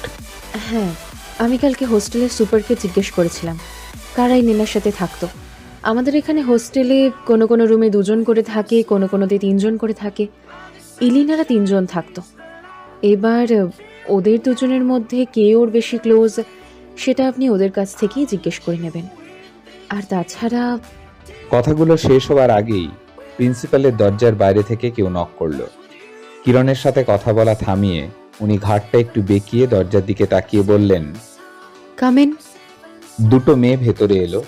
দুজনেই স্কুল ড্রেস পরে রয়েছে। মোটামুটি একই হাইট দুজনের। একজনের চুলটা একটু কোঁকড়ানোর মতো। কোঁকড়ানো চুলের মেয়েটা বলল, আপনি ডেকেছেন ম্যাডাম? ইয়েস শালিনী, ভেতরে এসো। দুজনেই ভেতরে ঢুকেই পুলিশ দেখে একটু ভীতভাবে তাকিয়ে ম্যাডামের পাশে গিয়ে দাঁড়ালো। প্রিন্সিপাল ম্যাডাম এবার ওদের দিকে তাকিয়ে বলতে শুরু করলেন, তোমরা নিশ্চয়ই জানো ইলিনা গত 2 দিন ধরে ফেরেনি, আর এখন তোমাদের কাছে লুকোনোর মতো কিছুই নেই। ভেরি সরি টু সে, একটা বডি পাওয়া গেছিল ইয়েস্টারডে। কনফার্ম হয়েছে সেটা ইলিনার। কালকে ওর বাবা আইডেন্টিফাই করেছেন। সেই জন্যই আজকে এই ইন্সপেক্টর স্যার এসেছেন। উনি তোমাদের কাছে ইলিনার ব্যাপারে কিছু প্রশ্ন। ম্যাডামের কথা শেষ হওয়ার আগেই শালিনী নামের মেয়েটি একটু আঁতকে উঠে বলল, কি বলছেন কি ম্যাডাম? কিভাবে হলো? ও তোর বাবার বার্থডে সেলিব্রেট করতে গেছিল, কিন্তু মারা গেল কিভাবে? ইলিনার সঙ্গে তোমরা একসাথে থাকতে, তাই ওর সম্পর্কে কিছু প্রশ্ন করতে এসেছি। যে খুনি তাকে ধরতেই আমরা কাজ করছি, সে যেই হোক। তাই তোমরা হেল্প করলেই আমাদের পক্ষে কাজটা আরো সহজ হবে। এখানে ভয় পাওয়ার কিছু নেই। কিরণ ওদের দিকে তাকিয়ে কথাগুলো বললেন। শালিনী নামের ছাত্রীটিকে খুব স্বাভাবিক মনে হলেও ইপসিতাকে দেখে বেশ অস্থির লাগছিল। কিরণ ইপসিতার দিকে তাকিয়ে আবার জিজ্ঞেস করলেন, তোমার নাম ইপসিতা তো? স্যার। তুমি কি কোনো কারণে ভয় পাচ্ছ ইপসিতা? না তো স্যার, ভয় কেন পাবো? ইলিনার কোনো বয়ফ্রেন্ড মানে ছেলে বন্ধু ছিল? এই প্রশ্নটা শুনে দুজনেই প্রিন্সিপালের দিকে তাকালো। হাঁ বলবে নাকি না বলবে বুঝতে না পেরে চুপ করে রইল। ওদের সংকোচ বুঝতে পেরে ম্যাডাম নিজেই বললেন, যা যা জানো সব বলো, এখন আর লুকোনোর মতো কিছুই নেই। আর আমাকে দেখে ভয় পেতে হবে না, বরং যদি জেনেই লুকিয়ে যাও তাহলে আমি রাগ করব। এটা শুনে এবার ইপসিতা বলল, একটা ছেলের সাথে ওর রিলেশন ছিল, ওর সাথে দেখা করার জন্য বাইরে যেত। আমরা নানা রকম বাহানা বানিয়ে ওকে হোস্টেল থেকে লুকিয়ে পাঠাতাম। বাইরের ছেলে? পরিচয় হলো কিভাবে? আমি যতদূর জানি তোমাদের তো খুব সহজে বাইরে বের হওয়ার পারমিশন নেই। স্যার, পারমিশন না থাকলেও আমরা টুকটাক কাজে বাইরে যাই, সেটার পারমিশন আছে। আর তাছাড়াও হোস্টেলের অনেকে এদিক ওদিক করে ম্যানেজ করে বাইরে যায়। কোথায় থাকে সেই ছেলেটি আর কিভাবে পরিচয়? আমরা মাত্র কয়েকবার দেখেছি স্যার ওকে, তারপর আমরা ওর সাথে আর যেতাম না। একসাথে হোস্টেল থেকে বেরাতাম, কিন্তু তারপর ওরা দুজন ঘুরতে চলে যেত আর আমরা আমাদের কাজ করতাম। স্যার, একবার ইপসিতার জন্মদিনে আমরা ওই ক্যাফেতে খেতে গেছিলাম। ওখানেই ওই ছেলেটির সাথে আমাদের প্রথম পরিচয়। ওই ক্যাফেতেই ও কাজ করত, কিন্তু ইলিনার সাথে ওর রিলেশন কিভাবে হলো সেটা আমরা বুঝতেও পারিনি। বেশ কয়েক মাস পরে ইলিনা নিজেই আমাদের ওদের রিলেশনের কথা বলেছিল। তোমরা তো ওকে আটকাতে পারতে শালিনী। একটা ক্যাফেতে কাজ করা ছেলের সাথে প্রেম, এই এই স্কুলে পড়ে এসব শিখছো? প্রিন্সিপাল সুরভি এবার রেগে গিয়ে কথাগুলো বললেন, ম্যাডাম, আপনি প্লিজ ওদের ভয় দেখাবেন না, তাহলে ওরা আরো ভয় পেয়ে যাবে। আগে ওদের কথা বলতে দিন। তোমরা যা বলছিলে বলো, ভয় পেতে হবে না। স্যার, ছেলেটা কিন্তু খুব ভালো, ইলিনাকে খুব ভালোবাসতো ও সাপোর্ট করত। ইলিনা নিজে সে কথা আমাদের বলেছে। আচ্ছা, সে ভালো মন্দ আমরা বুঝে নেব। তুমি বলো তো, কোন ক্যাফেতে কাজ করে ছেলেটা? সানশাইন ক্যাফে, কার্শিয়াং মেইন মার্কেটের নিচে যে সবজি বাজারটা আছে তার পাশেই। বেশ বড় ক্যাফে স্যার, দোতলার ওপরে। ক্যাফের নিচটা একটা পার্লার আছে, ইউনিসেক্স। তবে স্যার, কিছু একটা বলতে গিয়েও ইপসিতা থেমে গেল। কিরণ জিজ্ঞেস করলেন, তবে কি? স্যার, ওই ছেলেটি ইলিনার খুনি হতে পারে না, ও ইলিনাকে ভালোবাসতো। কে খুনি হতে পারে আর কে পারে না সেটা নিয়ে তোমাদের ভাবতে হবে না, সেটা বের করা আমাদের কাজ। তোমরা শুধু যা যা জানো বলে দাও। আর একটা বিষয়, তোমাদের ক্লাসে খুব বেশি কিছু কথা বলা দরকার নেই। যত বিষয়টিকে চুপচাপ রাখবে তত আমাদের কাজ করতে সুবিধা হবে, ঠিক আছে? ঠিক আছে স্যার। এবার আমি কয়েকটা শেষ প্রশ্ন করব ইপসিতা শালিনী। একদম টু দ্য পয়েন্ট অ্যান্সার করবে। একটা বেশি শব্দ না, একটাও কম শব্দ না। Yes sir. ওই ছেলেটির সাথে ইলিনার কতদিনের সম্পর্ক? যতদূর সম্ভব 1 বছরের স্যার, আমরা 1 বছরই জানি। নাম কি ছেলেটার? রাহুল। রাহুল? টাইটেল জানি না স্যার, ওটা জানার দরকার পড়েনি কোনোদিন। কোনো ছবি আছে ছেলেটার? গ্রুপের ছবি আছে 2-3টে, বাকি ওর সাথে সেভাবে আমাদের দেখা হয়নি, তাই ছবি তোলারও সুযোগ হয়নি। কার কাছে আছে? আমার ফোনে আছে। কিরণ প্রিন্সিপালের দিকে তাকিয়ে বলল, ম্যাডাম, আপনি ওদের থেকে ছবিটা নিয়ে আমাকে পাঠিয়ে দেবেন আজকেই। Sure inspector. কিরণ আবার ওদের দিকে তাকিয়ে তার প্রশ্ন পর্ব শুরু করলেন। ইলিনার বাড়ির সম্পর্কে কি জানো? স্যার, ওর বাড়িতে ওর বাবা আর ও থাকতো। ওর মা ছোটবেলায় মারা গেছে। মাকে নিয়ে সেরকম কিছুও বলতো না, তবে আমরা আমাদের মায়ের সাথে কথা বললে ওর খারাপ লাগতো। যদিও সেটা কোনোদিন প্রকাশ করেনি, তবে আমরা বুঝতাম, তাই ওর সামনে বিশেষ কথা আমরা বলতাম না। স্যার, আর তাছাড়া ওর বাবাও খুব ব্যস্ত মানুষ। মাঝে মাঝে ওর বাবার সাথেও কথা বলতো বটে, কিন্তু ও আমাদের বলতো ওর নাকি খুব একা লাগে, তাই রাহুলকে পেয়ে একেবারে ভীষণ নিজের ভাবতে শুরু করে। আর সেই জন্যই রাহুলের সাথে ওর এত অ্যাটাচমেন্ট। কিন্তু ওর বাবা তো ওকে ভালোবাসতো। স্যার, ইলিনাও ভালোবাসতো ওর বাবাকে। তাও কি সব কিছু বাবার সাথে শেয়ার করা যায়? বুঝলাম। মা কিভাবে মারা গেছিল সেই ব্যাপারে কিছু বলেছিল? ও খালি বলছিল ওর মাকে ওর মনেই পড়ে না, ওর জন্মের পরই ওর মা মারা যায়। আচ্ছা, ওর বাবা ওকে ওর মায়ের মৃত্যুর জন্য দায়ী করে বা ওকে দূরে রেখেছে এসব নিয়ে কিছু বলেছে? না না স্যার, ওর বাবা ওকে খুব ভালোবাসতো, ওর মায়ের মৃত্যুর জন্য কোনোদিনও দায়ী করেনি ওকে। ওর কাছ থেকে দূরে রাখার কারণ এটা নয়, অন্তত ওর কথা শুনে তো আমার কখনো মনে হয়নি কোনোদিন।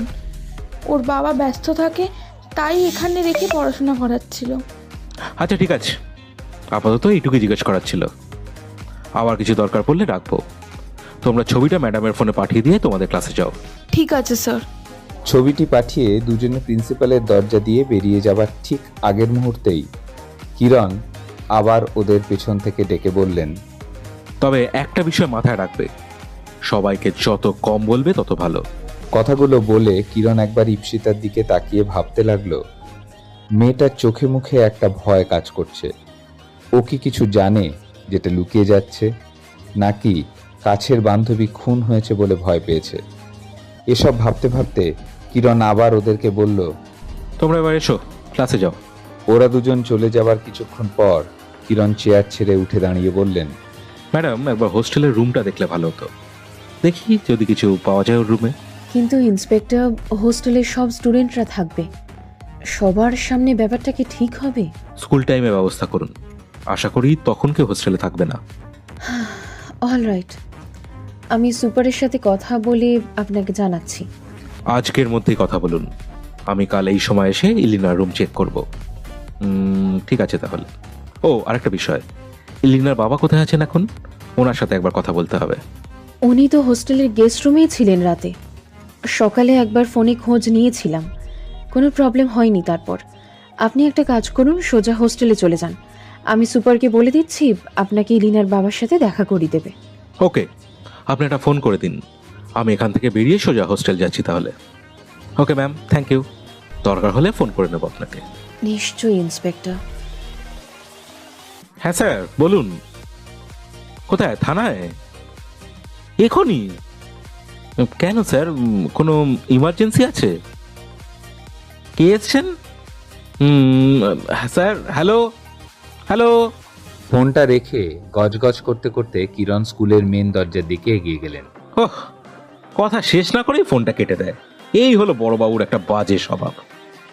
আরে শুধু নিজে বলে গেলেই হবে? উল্টো দিকের লোকটা শুনলো কি শুনলো না সেটাকে দেখবে স্যার। প্রিন্সিপালের ঘর থেকে মেন দরজা অবধি মাঝে একটা বেশ সুন্দর সাজানো মাঠ, আর দুপাশে মাঠের মাঝখান দিয়ে যাওয়ার রাস্তা। রাস্তাটার দুধারে আবার ছোট ছোট নানান ফুলের গাছ বসানো। বেসরকারি ইংরেজি মিডিয়াম স্কুলগুলোকে স্কুলের থেকে 5 স্টার হোটেল বেশি মনে করে কিরণ। ছোটবেলায় পাড়ার নিজের সরকারি স্কুলের রূপটা চোখের সামনে ভেসে উঠল কিরণের। মুকুলপুর অবৈতনিক প্রাথমিক বিদ্যালয়। গোটা স্কুলে একজন বয়স্ক মাস্টারমশাই ছিলেন। সব ক্লাসের ছেলেমেয়েরা একসাথে একই ঘরে বসত।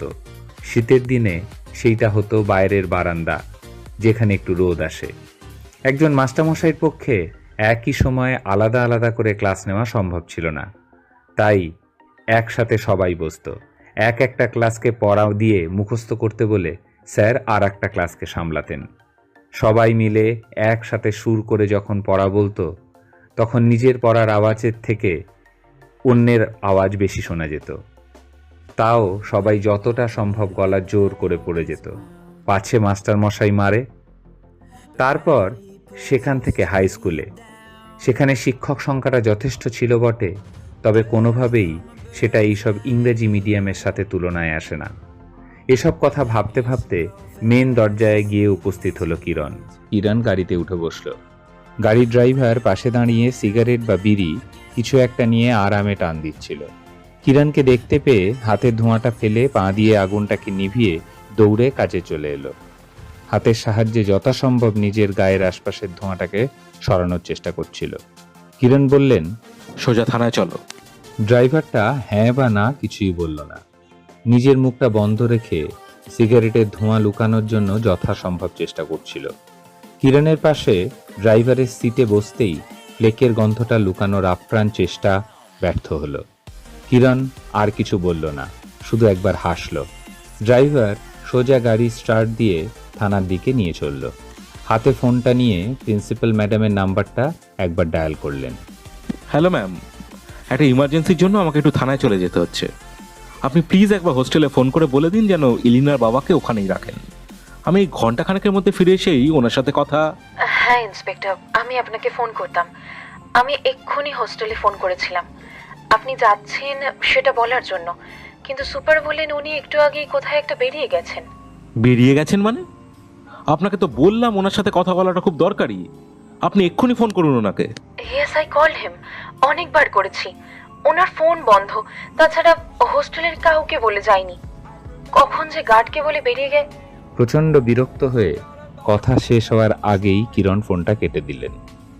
কী কারণে বড়বাবু ডাকছেন জানে না, তার উপর এখন এই ইলিনার বাবাকে কোথায় খুঁজবে। রাগে বিরক্তিতে ফোনটা কেটে গাড়ির জানলার বাইরের দিকে তাকিয়ে রইলেন। পাহাড়ের রাস্তায় বেশিক্ষণ থাকলে রাগটাও অদ্ভুতভাবে কমে যায়। পাহাড়ের ফাঁকে ফাঁকে মেঘগুলোকে মনে হয় ইচ্ছে করলেই ধরা যাবে। একটু চেষ্টা করতে হবে আর কি। ছোটবেলায় বাবার সাথে দু একবার পাহাড়ে ঘুরতে এসেছিল। মাঝে মাঝে মনে করার চেষ্টা করে রাস্তাগুলোকে, কিন্তু কিছুতেই মেলাতে পারে না। পাহাড়ের সব রাস্তাগুলোই ওর একরকম মনে হয়। হঠাৎ ড্রাইভারের ডাকে কিরণ চমকে উঠলেন। কখন থানায় চলে এসেছে বুঝতেই পারেনি সে। কিরণ গাড়ি থেকে নেমে থানায় ঢুকে গেলেন। अरे सर, आपको बोला ना थोड़ा रुक जाओ। क्या आप भी? থানায় ঢুকেই চিৎকার চেঁচামেচি শুনে কিরণ থেমে গেলেন। কনস্টেবল আর একজন ভদ্রলোক দাঁড়িয়ে দাঁড়িয়ে উত্তপ্ত বাক্যে কথাবার্তা বলছেন। কনস্টেবল উর্গেন যতই ওনাকে বোঝানোর চেষ্টা করছেন ততই যেন উনি আরও রেগে যাচ্ছেন। ভদ্রলোকের পেছন দিকটা দেখা যাচ্ছে বলে কিরণ কিছুতেই বুঝতে পারলেন না কে কথা বলছেন। কিরণকে দেখে উর্গেন যেন শান্তির নিঃশ্বাস ফেললেন। ओई तो साबे से गए छन। आप बात कर लो, आपको जो भी जानना है। উর্গেনের কথা শেষ হতেই ভদ্রলোক ঘাড় ঘুরিয়ে পেছন দিকে তাকালেন। আরে, ইনি তো ইলিনার বাবা। এনার সাথে কথা বলার জন্যই তো ভদ্রলোক সোজা থানায় এসেছেন। ধুস, কী সব ভাবছিলাম। মাঝখান থেকে প্রিন্সিপালের সাথে বাজে ব্যবহার করা হলো। ওরকম দুম করে ফোনটা কাটা উচিত হয়নি। হঠাৎ তখন এত মাথাটা গরম হয়ে গেল। আপনি কাউকে কিছু না বলে সোজা এখানে চলে এসেছেন কেন? আপনাকে তো বলা হয়েছিল হোস্টেলে থাকতে। আরে স্যার কি বলছেন? আমার আমার মেয়ে মারা গেছে আর আমি বসে থাকবো কখন আপনি আসবেন তার জন্য? उर्गेन जी, आप जाओ, हम पहचानते हैं इसको, हम बात कर लेंगे। ठीक है साहब जी। মিস্টার চৌধুরী, আপনি এটা কাউকে জানিয়েও আসতে পারতেন। আমার তো ওখানেই যাওয়ার কথা ছিল। আমিও গিয়ে ঘুরে আসতাম হয়তো। অত আমার মাথায় নেই। আমি একবার দেখতে চাই। আমার আমার একটু বিশ্বাস হচ্ছে না ওটা এলিনা। এলিনা মরতে পারে না। আমাকে আমাকে একবার প্লিজ দেখতে দিন। মিস্টার চৌধুরী, বডির যে অবস্থা তাতে আপনি কতটুকু বুঝতে পারবেন জানি না। আগে বরং বডির কাছে যে জিনিসপত্রগুলো পাওয়া গেছে, যেগুলো ছবি কাল দেখিয়েছিলাম, সেগুলো দেখুন। কথাটা বলেই কিরণ একজন স্টাফকে ডেকে ইশারায় সব জিনিসগুলো আনতে বললেন। টুং করে মোবাইলে একটা মেসেজ ঢুকলো। হোয়াটসঅ্যাপে একটা ছবি পাঠিয়েছেন প্রিন্সিপাল সুরভি। ছবির মাঝখানে ক্লিক করতেই ছবিটা ডাউনলোড হয়ে খুলে গেল। একটা গ্রুপ ফটো। দুটো মেয়েকে চেনে কিরণ, আজকেই সকালে কথা হয়েছে। আর একটা মেয়ে ও একটি ছেলে। তাহলে সেই ছেলেটাই সম্ভবত রাহুল, ইলিনার বয়ফ্রেন্ড। আর এই মেয়েটা কি ইলিনা? কিরণ শিওর হওয়ার জন্য এবার জিজ্ঞেস করলেন, দেখুন তো মিস্টার চৌধুরী, এদের চেনেন কি না? ছবিটা কিছুক্ষণ দেখে উনি বললেন, এটা তো এলিনা আর ওর দুজন রুমমেট। আর ছেলেটা কি আমি জানি না। ওদের ক্লাসের কেউ? তাই হবে হয়তো। কিরণ ব্যাপারটা ইচ্ছে করেই চেপে গেলেন। এই ছেলেটাই যে রাহুল সেটা কিরণ ভালোভাবেই বুঝতে পেরেছে। ইলিনার বাবা তাহলে রাহুলকে দেখেনি, শুধু শুনেছে হয়তো। আপনি একটা ছেলেকে নিয়ে সন্দেহ করছিলেন কালকে, কাকে নিয়ে একটু বলবেন? এলিনা একটা ছেলের কথা বলতো। ক্যাফেতে কাজ করে, ওই রাহুল না কি নাম। আমি বারবার ওকে বারণ করেছি, ওসব ছেলেটা কোনোদিনই ভালো হয় না।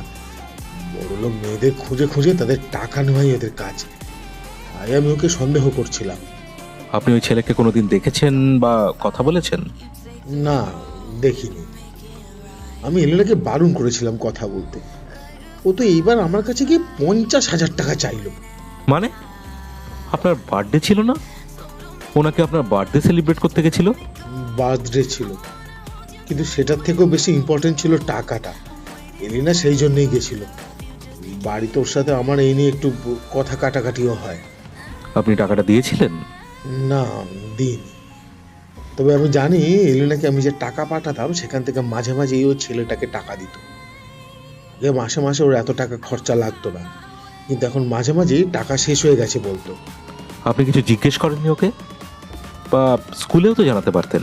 কি করবো স্যার, একটাই তো মেয়ে, ভয় হতো যদি রাগে কিছু করে বসে। এখন তো মনে হচ্ছে আমি ভুলই করেছি। কি লাভ হলো বলুন? ওকে বাঁচাতে গিয়েই তো ওর ক্ষতি হয়ে গেল। আপনারা ছেলেটার কোনো খোঁজ পেয়েছেন? না, খোঁজ করছি। তবে আপনি যদি ওই ছেলেটাকে সন্দেহ করেন তাহলে একটা এফআইআর করে দিতে পারেন। হ্যাঁ, অবশ্যই করব।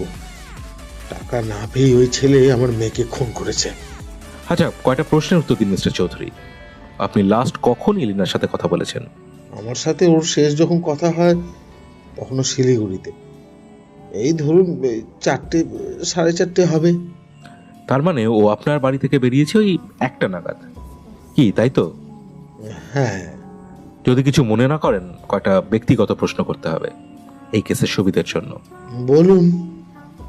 আপনার স্ত্রীর সম্পর্কে শুনছিলাম, উনি কিভাবে মারা যান, মানে বুঝতে পারছি আপনার ব্যক্তিগত, কিন্তু আমাদের সব ইনফরমেশন দরকার। আমার স্যার ইম্পোর্ট এক্সপোর্টের ব্যবসা। আমার বাড়িতে সেভাবে সময় কোনোদিনই দিতে পারেনি। এলিনার মায়ের সেটা খুব রাগের কারণ ছিল। মাঝে মাঝে ঝামেলা হতো। আমি বা কি করতাম বলুন? সংসারটাও তো চালাতে হবে। এলিনার জন্মের সময় আমি থাকতে পারিনি, সেটাই ওর মায়ের রাগের কারণ হয়। এলিনাকে নিয়ে হসপিটাল থেকে বাড়ি আনার কয়েকদিন পরেই আত্মহত্যা করে। আমি কোনোদিন এলিনাকে বলতে পারিনি ওর আসল কারণটা কি। আমার নিজের ভুলের জন্যই ওর মা মারা যায়। তাই এলিনা জানতো ওকে জন্ম দিতে গিয়ে কিছু কমপ্লিকেশনের জন্য ওর মা মারা যায়। সেটা কি কোথাও আপনি সেই মেয়েটাকে দুঃখ দিলেন না? ও তো এটাই ভেবে গেল ওর জন্ম না হলে ওর মা বেঁচে থাকতো। কিন্তু সত্যিটা জানলে হয়তো আমাকে মেনে নিতে পারতো না, তাই ভয়ে বলতে পারিনি স্যার। স্যার, এই সব জিনিস নিয়ে এসেছি। মিস্টার চৌধুরী কাঁপা কাঁপা হাতে জিনিসগুলো নিলেন। কিছুক্ষণ ভালো করে দেখে একটা দীর্ঘশ্বাস ফেলে বললেন, এগুলো এগুলো সব এলিনার।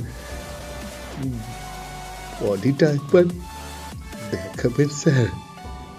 বডি আমরা আপনাকে দিয়ে দেবো, কিন্তু এই জিনিসগুলো প্রমাণ হিসাবে আমাদের কাছে থাকবে। আর কয়েকটা ইনফরমেশন দরকার, সেগুলো আপনি ওই টেবিলে দিয়ে যান। যেমন এলিনার ফোন নাম্বার, ওর একটা ছবি, ওর ব্যাংক ডিটেলস, আপনার সমস্ত ডিটেলস, আর যা যা লাগবে ওখানে সব বলে দেবে। ভদ্রলোক শুনতে পেল কি না বোঝা গেল না। হাতের জিনিসগুলোকে নিয়ে একভাবে তাকিয়ে রয়েছেন, হয়তো শোকে পাথর হয়ে যাচ্ছেন। একমাত্র মেয়েই ছিল তার শেষ সম্বল। তার মৃত্যুতে নিজেকে সামলাতে পারাটাই কঠিন।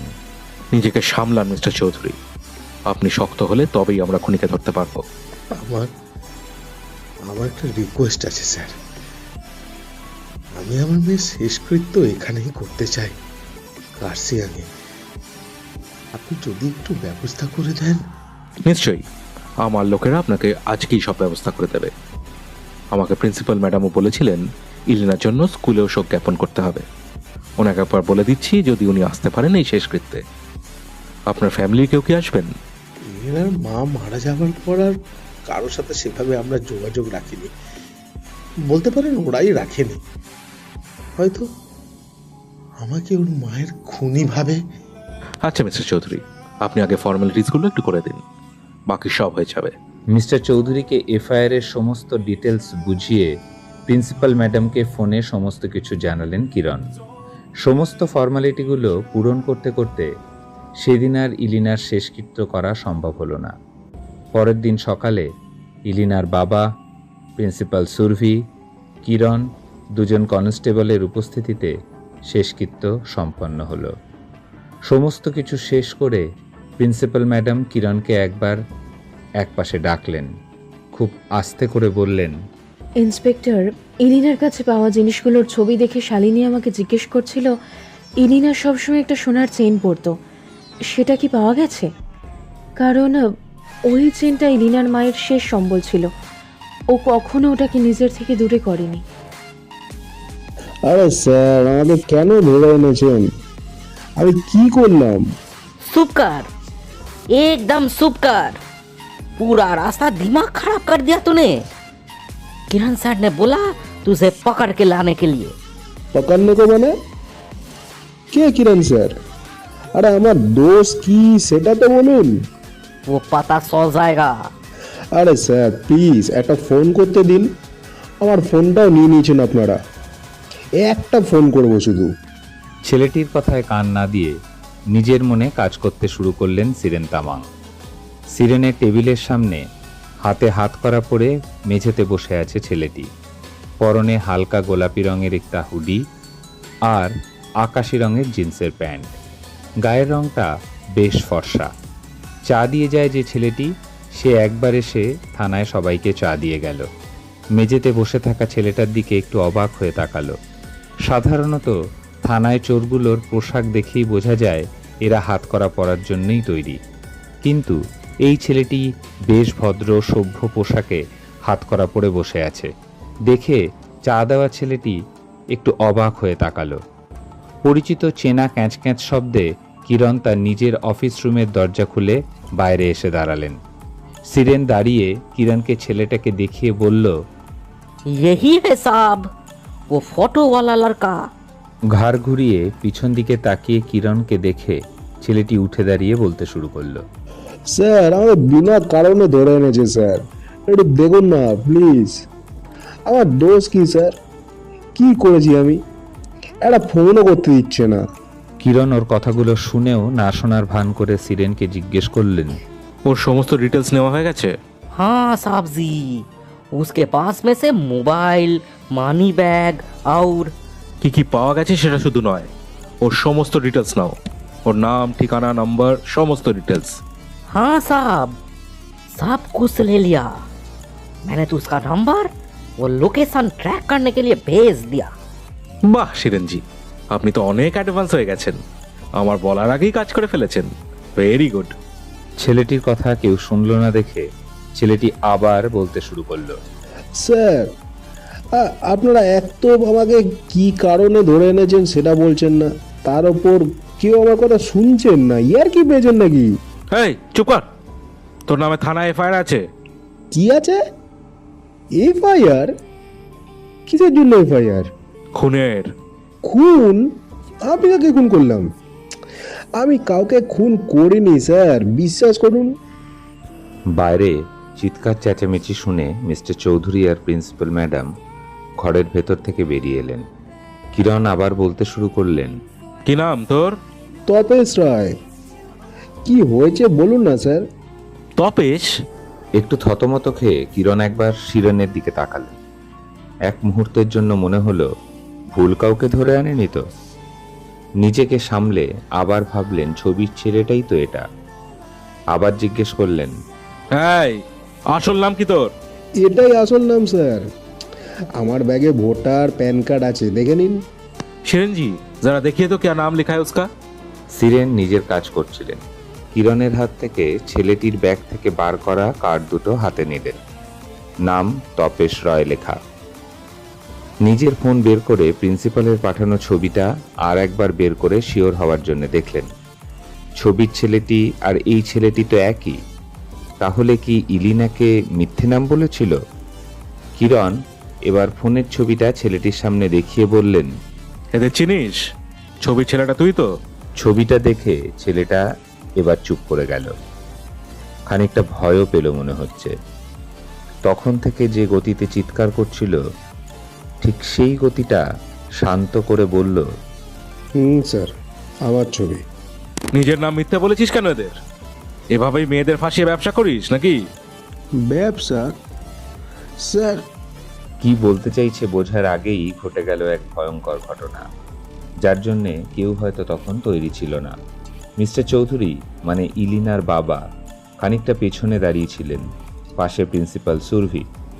ওদের মুখোমুখি উল্টো দিকে কিরণ ওই ছেলেটার সাথে কথা বলছিল। মিস্টার চৌধুরী এক দৌড়ে কিরণকে ধাক্কা মেরে ছেলেটির উপর ঝাঁপিয়ে পড়ল। কিরণ পাশের আলমারিটার উপর ধাক্কা খেয়ে পড়ল, আর ওই ছেলেটির উপর মিস্টার চৌধুরী হুডির গলার কাছটা টেনে ধরে ছেলেটির পেটের উপর বসে ইলিনার বাবা তখন ছেলেটিকে 2-4টে কিল ঘুষি মারতে শুরু করেছে। সিরেন হতভম্ব হয়ে উল্টো দিকে দাঁড়িয়ে হা করে দেখছিল। কি করবে বোঝার আগেই এরম একটা ঘটনা ঘটে যাওয়ায় সকলের নিজেদেরকে সামলাতে একটু সময় লেগে গেল। কয়েক সেকেন্ড পর সবাই প্রকৃতস্থ হলে সবাই মিলে গিয়ে মিস্টার চৌধুরীকে টেনে তুললেন। মিস্টার চৌধুরী ছেলেটির উপর থেকে সরে গেলে ছেলেটি হাঁপ ছেড়ে বাঁচল। একটা হাত ঘুষি খাওয়া বামগালের উপর রেখে ছেলেটি তখন হাঁপাচ্ছে আর জোরে জোরে নিঃশ্বাস নিচ্ছে, আর ভাবছে একটু হলেই দম বন্ধ হয়ে যেত হয়তো। যেভাবে ওর উপর চেপে বসেছিল মিস্টার চৌধুরী, তাকে টেনে নিয়ে আসা বাকিদের পক্ষে ছিল প্রায় অসম্ভব। ভদ্রলোকের গায়ে এত জোর যে কিরণ সহ আরও 2জন মিলে টেনে নিয়ে যেতে হিমশিম খাচ্ছে। ভদ্রলোক তখন চিৎকার করছে আর বলছে, আমি জানতাম এই ছেলে খুনি, মিথ্যা কথা বলছে স্যার, নিজের নাম পর্যন্ত মিথ্যা বলছে। আমি এলিনাকে বারণ করেছিলাম, আর আজও বেঁচে থাকতো। একে ছাড়বেন না স্যার। মিস্টার চৌধুরী, আমাদের কাজ করতে দিন।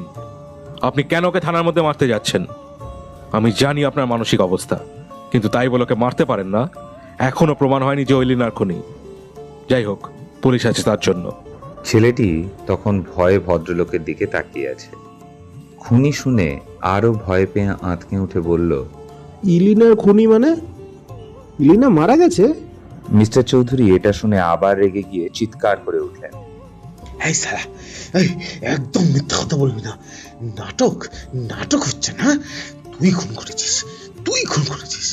পুরো টাকা পাসনি বলে তুই মেরেছিস।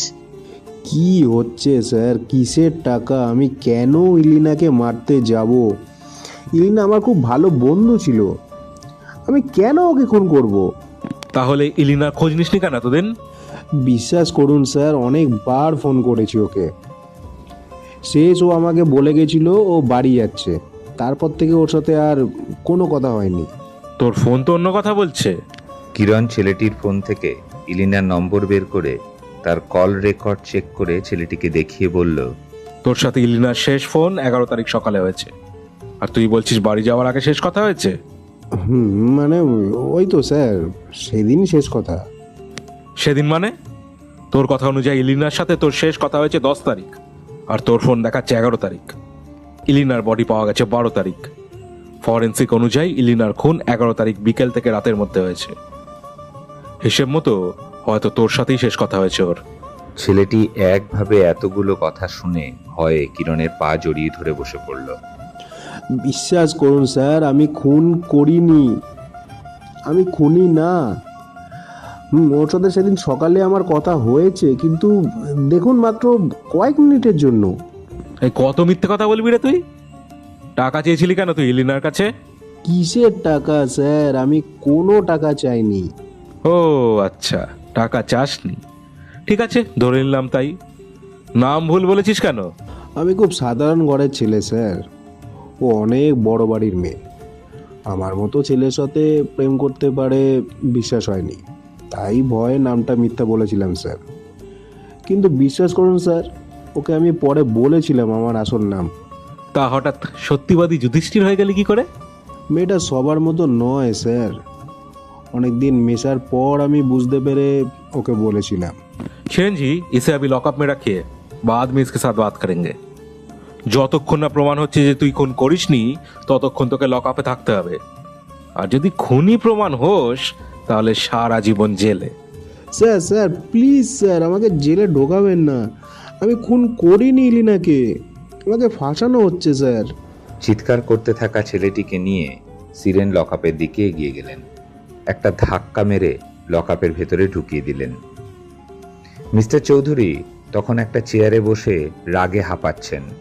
ওনার পাশে প্রিন্সিপাল ম্যাডাম আর দুজন পুলিশ কনস্টেবল ওনাকে ঘিরে দাঁড়িয়ে আছে। কিরণ তখন সিরেনকে বললেন, কোনো ইনফরমেশন পেলেই আমাকে জানাবেন সিরেনজি। এলিনার খুনি প্রমাণিত না হওয়া অবধি আমি কার্শিয়াংয়ে আছি ইন্সপেক্টর। আমার মেয়েকে যে বা যারা খুন করেছে তাদের আমি ছাড়বো না। কথাগুলো বলে কিরণের থেকে বিদায় নিয়ে প্রিন্সিপাল আর মিস্টার চৌধুরী থানা থেকে বেরিয়ে গেলেন। কিরণ ওখানেই দাঁড়িয়ে দাঁড়িয়ে ওদের বেরিয়ে যাবার দিকে তাকিয়ে আছেন। তখন শুধু সমস্ত জিনিসগুলোর জটিলতা আর পাকিয়ে যাওয়া খুনের সমস্যার সমাধান করার ব্যাকুল ইচ্ছা ওনাকে ঘিরে ধরেছে। কিছু কি এড়িয়ে যাচ্ছে কিরণের চোখ? কিন্তু কি? কে মিথ্যে কথা বলছে? কেউ তো বলছে। নাকি এরা দুজনেই ঠিক বলছে? খুনি অন্য কেউ, যাকে হয়তো কিরণ এখনো সন্দেহের তালিকাতেই আনেননি? ইলিনার রুমমেটদের মধ্যে কেউ? না না, অত ছোট মেয়েগুলো কিভাবে খুন করবে? তাছাড়া ওরা তো সেদিন হোস্টেলে ছিল। তাহলে এই ছেলেটা? ওহ, সব তালগোল পাকিয়ে যাচ্ছে। যতই এটাকে সলভ করার চেষ্টা করছে ততই আরো জটিলতা পাকিয়ে যাচ্ছে। হঠাৎ পিঠে একটা হাতের ধাক্কা খেয়ে চমক ভাঙল কিরণের। বড়বাবু হাতে একটা সিগারেট নিয়ে কিরণের পাশে এসে দাঁড়ালেন। কি খবর? কি বুঝতে পারছো? কিছুই বুঝতে পারছি না স্যার। কে যে সত্যি বলছে আর কে যে মিথ্যে বলছে কিছুই বুঝতে পারছি না। আরে অত চাপ নিও না, বুঝলে? শোনো, যে খুনি সে সব প্রমাণ লোপাট করতে পারবে না। ঠিক কিছু না কিছু দেখবে সামনে চলে এসেছে। সে তো বুঝলাম স্যার, কিন্তু একটা জায়গায় একটু খটকা থেকে যাচ্ছে। সোনার চেনটা কোথায়? আরে সোজা হিসেব, খুনি নিয়ে পালিয়েছে। এই ছেলেটাকে চোখ চেপে ধরো, শালা সব বলে দেবে। ও টাকা পায়নি বলে ওই চেনটা বিক্রি করে দিয়েছে হয়তো। সেটা হতে পারে। আবার স্যার স্যার স্যার, ফোনের লোকেশন স্যার, সবার ফোনের লোকেশন ট্র্যাক হয়ে গেছে। সিরেনের হাত থেকে কাগজ নিয়ে সবার ফোনের লোকেশনের ডিটেলসগুলো দেখতে লাগলেন বড়বাবু আর কিরণ। হঠাৎ একটা কাগজে এসে দুজনেই থেমে গেলেন। কিছুক্ষণ পর দুজন দুজনের দিকে তাকিয়ে থাকলেন। বড়বাবু বললেন, কি কিরণ, বললাম না ঠিক কিছু পাবে? কেস তো এবার সলভ ধরে নাও। কিরণ হালকা হেসে জেলের রুমের দিকে এগিয়ে গেলেন। জেলের ভেতরে তপেশ নামের ছেলেটিকে দেখে জিজ্ঞেস করলেন, 11 তারিখ রাতে ডেড বডির লোকেশনে তুই কি করছিলি? ছেলেটি স্তব্ধ হয়ে কিরণের দিকে তাকিয়ে রইল। ধন্যবাদ ইন্সপেক্টর, আপনি যে এত তাড়াতাড়ি কেস সলভ করে দেবেন তার জন্য আমি আপনার কাছে চিরকৃতজ্ঞ। আপনি তো জানেন একজন বাবার কাছে তার মেয়ে কতটা কাছের। আমার একমাত্র মেয়ে। যাই হোক, সে তো আর ফিরে আসবে না। আমার জীবনটা শেষ করে দিয়ে চলে গেল ওরা। তাও আমার মেয়ের খুনি ধরা পড়ায় ওর আত্মা শান্তি পাবে। দেখুন, এটা আমাদের কাজ, আমাকে ধন্যবাদ দেওয়ার প্রয়োজন নেই। সমস্ত প্রমাণ ওর বিরুদ্ধে, তাই আর অন্য কোনো সন্দেহের জায়গা নেই। যদিও সে এখনো বলছে সে খুনি নয়, তা বললে কি হবে? সোনার চেনটাও তোর ঘরে পাওয়া গেছে। যাই হোক, সেটা আমরা ওকে দিয়ে স্বীকার করিয়ে নেব। সব খুনিরাই স্বীকার করতে চায় না যে ও খুনি। আমাকে এবার অনুমতি দিন, আমি ফিরে যাব এবার। কোথায় ফিরবেন? কালিয়াগঞ্জ? ইন্সপেক্টর, কিছু ফর্মালিটিস থাকলে বলবেন। ফর্মালিটি তো আছেই, কয়েকটা সিগনেচার করতে হবে। আর আচ্ছা, আপনাকে কিন্তু পরে একবার আসতে হবে। কেন? আবার কেন? আজকে যা করার করে নিন না। ইলিনার খুনিকে কোর্টে তোলা যেদিন ডেট দেবে সেদিন তো আসতেই হবে মিস্টার চৌধুরী। আসলে ইন্সপেক্টর, আমি ভেবেছি আমি দেশের বাড়ি চলে যাব। আমার পক্ষে একা একা আর এর বাড়িতে থাকা সম্ভব না। ওখানে শুধুই ইলিনার স্মৃতি। তাই পরের বার যখন ডাকবেন কিছুদিন আগে জানাবেন তাহলে। ঠিক আছে, আপনি এখন এখানে আপনার একটা সিগনেচার করে দিন। কিরণ একটা ফাইল থেকে কয়েকটা কাগজ বের করে ইলিনার বাবার দিকে এগিয়ে দিলেন। ইন্সপেক্টর, আমার তাহলে আর কোনো কাজ নেই এখানে, কারণ আমাকে এবার স্কুলে যেতে হবে। কাইন্ডলি যদি পারমিশন দেন আমি তাহলে এবার যাই। প্রিন্সিপাল ম্যাডামও এবার যাওয়ার জন্য উঠে দাঁড়ালেন। ম্যাডাম, আপনি যেতে পারেন। কোনো দরকার হলে আপনাকে ফোন করব। Sure inspector. ম্যাডাম যদি কিছু মনে না করেন, আমাকে তাহলে হোস্টেলের গেটে একটু নামিয়ে দিলে ভালো হয়। আমি ওখান থেকে কয়েকটা জিনিস নিয়ে বেরিয়ে যাব। হ্যাঁ অবশ্যই, চলুন তাহলে যাওয়া যাক। বলে দুজনে থানা থেকে বেরিয়ে গাড়ির দিকে এগিয়ে গেলেন। ওরা বেরিয়ে যাবার পর পরিচিত ক্যাঁচ ক্যাঁচ শব্দে দরজা খুলে ভেতরে এলেন বড়বাবু। কিরণ ফাইল থেকে চোখটা তুলে একবার তাকালেন। খক খক শব্দে কেশে একবার নিজের অস্তিত্বের প্রমাণ দিলেন। কিরণ এবার হেসে ওনাকে বললেন, বসুন স্যার। আরে আমি আর কি বসবো, তুমিই বলো। এত তাড়াতাড়ি কেস সলভ করেও মুখে হাসি নেই কেন? তাড়াতাড়ি হয়েই তো সন্দেহ হচ্ছে স্যার। আমার বাবা ছোটবেলায় বলতেন, যে জিনিস খুব তাড়াতাড়ি পাওয়া যায় বুঝবে সেখানে কিছু গন্ডগোল আছে। সেটা টাকা পয়সা হোক বা সাফল্য হোক, ভালো জিনিস সঠিক জায়গায় পেতে সব সময় আমাদের দেরি হয়, ওটাই স্বাভাবিক। তোমার বাবা অন্য জিনিসের কথা বলেছে, কেস সলভের কথা বলেননি। এখানে তাড়াতাড়ি হতেই পারে। আপনি পারেন স্যার। না, আসলে ব্যাপারটা সেটা নয়। একটা খচখচ করছে, ঠিক মিলেও মিলছে না ব্যাপারটা। কোথায় খটকা লাগছে একটু বলো দেখি, যদি আমি কিছু হেল্প করতে পারি তোমার। স্যার, ছেলেটা যে 11 তারিখ রাতে ওখানে গেছিল সেটাও স্বীকার করেছে, কিন্তু ও বলছে ওকে ইলিনা ডেকেছিল ওখানে। কি আজগুবি সব গল্প বলছে, আর তুমি বিশ্বাস করছো ওকে? ইলিনা কেন ওকে ডাকবে? আচ্ছা আচ্ছা, ধরলাম হয়তো ডেকেছিল, তারপরে তো ও ইলিনাকে খুন করেছে। না স্যার, আমি ছেলেটার ফোনে মেসেজ দেখেছি। ইলিনার ফোন নাম্বার থেকেই মেসেজটা এসেছিল। হোয়াটসঅ্যাপে লোকেশন পাঠিয়ে ইলিনা লিখেছে ও নাকি ওখানে ফেসে গেছে, তাড়াতাড়ি গিয়ে যেন ওকে হেল্প করে। মেসেজটা এসেছিল রাত 8:30টায়। এখানেই তো হিসেবটা মিলছে না। কিভাবে? পোস্টমর্টম অনুযায়ী ইলিনার খুন হয়েছে খুব সম্ভবত বিকেল 5টা থেকে 7টার মধ্যে। ইলিনার বাবার কথা মতো ইলিনার সাথে উনি 4টে নাগাদ কথা বলেছেন, যখন নাকি ইলিনা শিলিগুড়ি থেকে কার্শিয়াং আসতে মোটামুটি 2-3 ঘন্টা লাগে, যদি 4টের সময় ও শিলিগুড়ি থেকে বাসে ওঠে।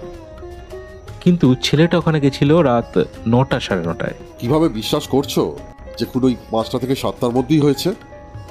মিথ্যে কথাও তো বলতে পারে। তাহলে তো পোস্টমর্টম রিপোর্ট ভুল ধরে নিতে হবে স্যার। পোস্টমর্টম অনুযায়ী ইলিনার খুন 5টা থেকে 7টার মধ্যেই হয়েছে। এখন প্রশ্ন হলো, তাহলে রাত 8:30টায় ইলিনা মেসেজটা করলো কিভাবে? সে তো ঠিকই, তাহলে সেটাই তো স্যার, হিসেব মিলছে না। 1 মিনিট কিরণ, কালকে ওই ছেলেটার ঘর সার্চ করে সোনার চেনটা পাওয়া গেছে, সেটাকে কিভাবে ব্যাখ্যা করবে? ওখানেই তো আটকে যাচ্ছি স্যার, গুলিয়ে পাকিয়ে যাচ্ছে। আপনি যদি অনুমতি দেন তাহলে আমি একবার ক্রস চেক করতে চাই। অবশ্যই, এখানে আমার কি দরকার? তোমার যা ভালো মনে হয় তাই করবে, যতবার দরকার বুঝে নেবে। Thank you sir. বলেই কিরণ সিরেন তামাংকে ডেকে পাঠালেন। সিরেন ভেতরে এসে দাঁড়ালে কিরণ ওকে বললেন, শুনুন, কয়েকটা জিনিস আবার ফরেন্সিকে পাঠান, আর এই কাগজে যে কটা নাম্বার আছে সকলে 9 থেকে 12 তারিখের মধ্যে লোকেশন চাই আমার। বলে কিরণ সোনার চেন, মিস্টার চৌধুরীর সিগনেচার করার কলমটা, প্রিন্সিপাল সুরভি যে গ্লাসটায় জল খেয়েছেন সেটা, তার সাথে আরও বেশ কয়েকটা জিনিস সিরেনের হাতে তুলে দিলেন ফরেন্সিকের জন্য। প্রত্যেকের ফিঙ্গারপ্রিন্টের সাথে মিলিয়ে দেখবেন, আর যা ইনফরমেশন পাবেন আমাকে জানাবেন। থানা থেকে বেরিয়ে রোজ দিনের মতো ক্যান্টিনে দুপুরের খাবার খেয়ে কিরণ আগে পৌঁছল তপেশের থাকার ঘরটায়। 1 কামরার একটা ঘর, ছোট সাইজের একটা খাট রাখা, গোটা ঘরে অগণিত দড়ি বাঁধা, তার উপর নানা রকমের কাপড় ঝুলছে ছেলেটার। খাটের সামনেই দেওয়ালে ঝোলানো একটা আয়না, সাথে অনেক রকম পারফিউম, ক্রিম, আরও নানা রকমের কসমেটিক্সে ভর্তি। ছেলেটার শখ আছে বলতে হবে। এসব দেখেই মনে হয় মেয়েরা প্রেমে পড়ে। একটু দেখতে ভালো, ভালো স্টাইলে কথা বললেই ব্যাস খাটের নিচে একটা ছোট বাক্স। কিরণ বাক্সটাকে টেনে বের করলো। ভেতরে পুরনো কিছু জামা, সোয়েটার, কয়েকটা বই আর কিছু কার্ড আর গিফট, হয়তো ইলিনার দেওয়া। কিরণ একবার উর্গেনকে ডেকে জিজ্ঞাসা করলেন, उर्गेन जी, वो चेन कल आपको कहाँ से मिला? वो साहब, वो उसके एक पैंट के पॉकेट के अंदर में था। প্যান্টের ভেতর রেখে দেবে? এটাও কি সম্ভব? খুনি খুন করে ওখানকার জিনিস নিজের কাছে রেখে দেবে? সেটা একটু অবাক লাগলো কিরণের। ছেলেটা বলেছিল যে সে এখানে একা থাকে, ওর মা বাবা আলাদা থাকে। আলাদা কোথায় থাকে সেটা আর জিজ্ঞেস করা হলো না। এমনভাবে কাঁদতে শুরু করলো ছেলেটা।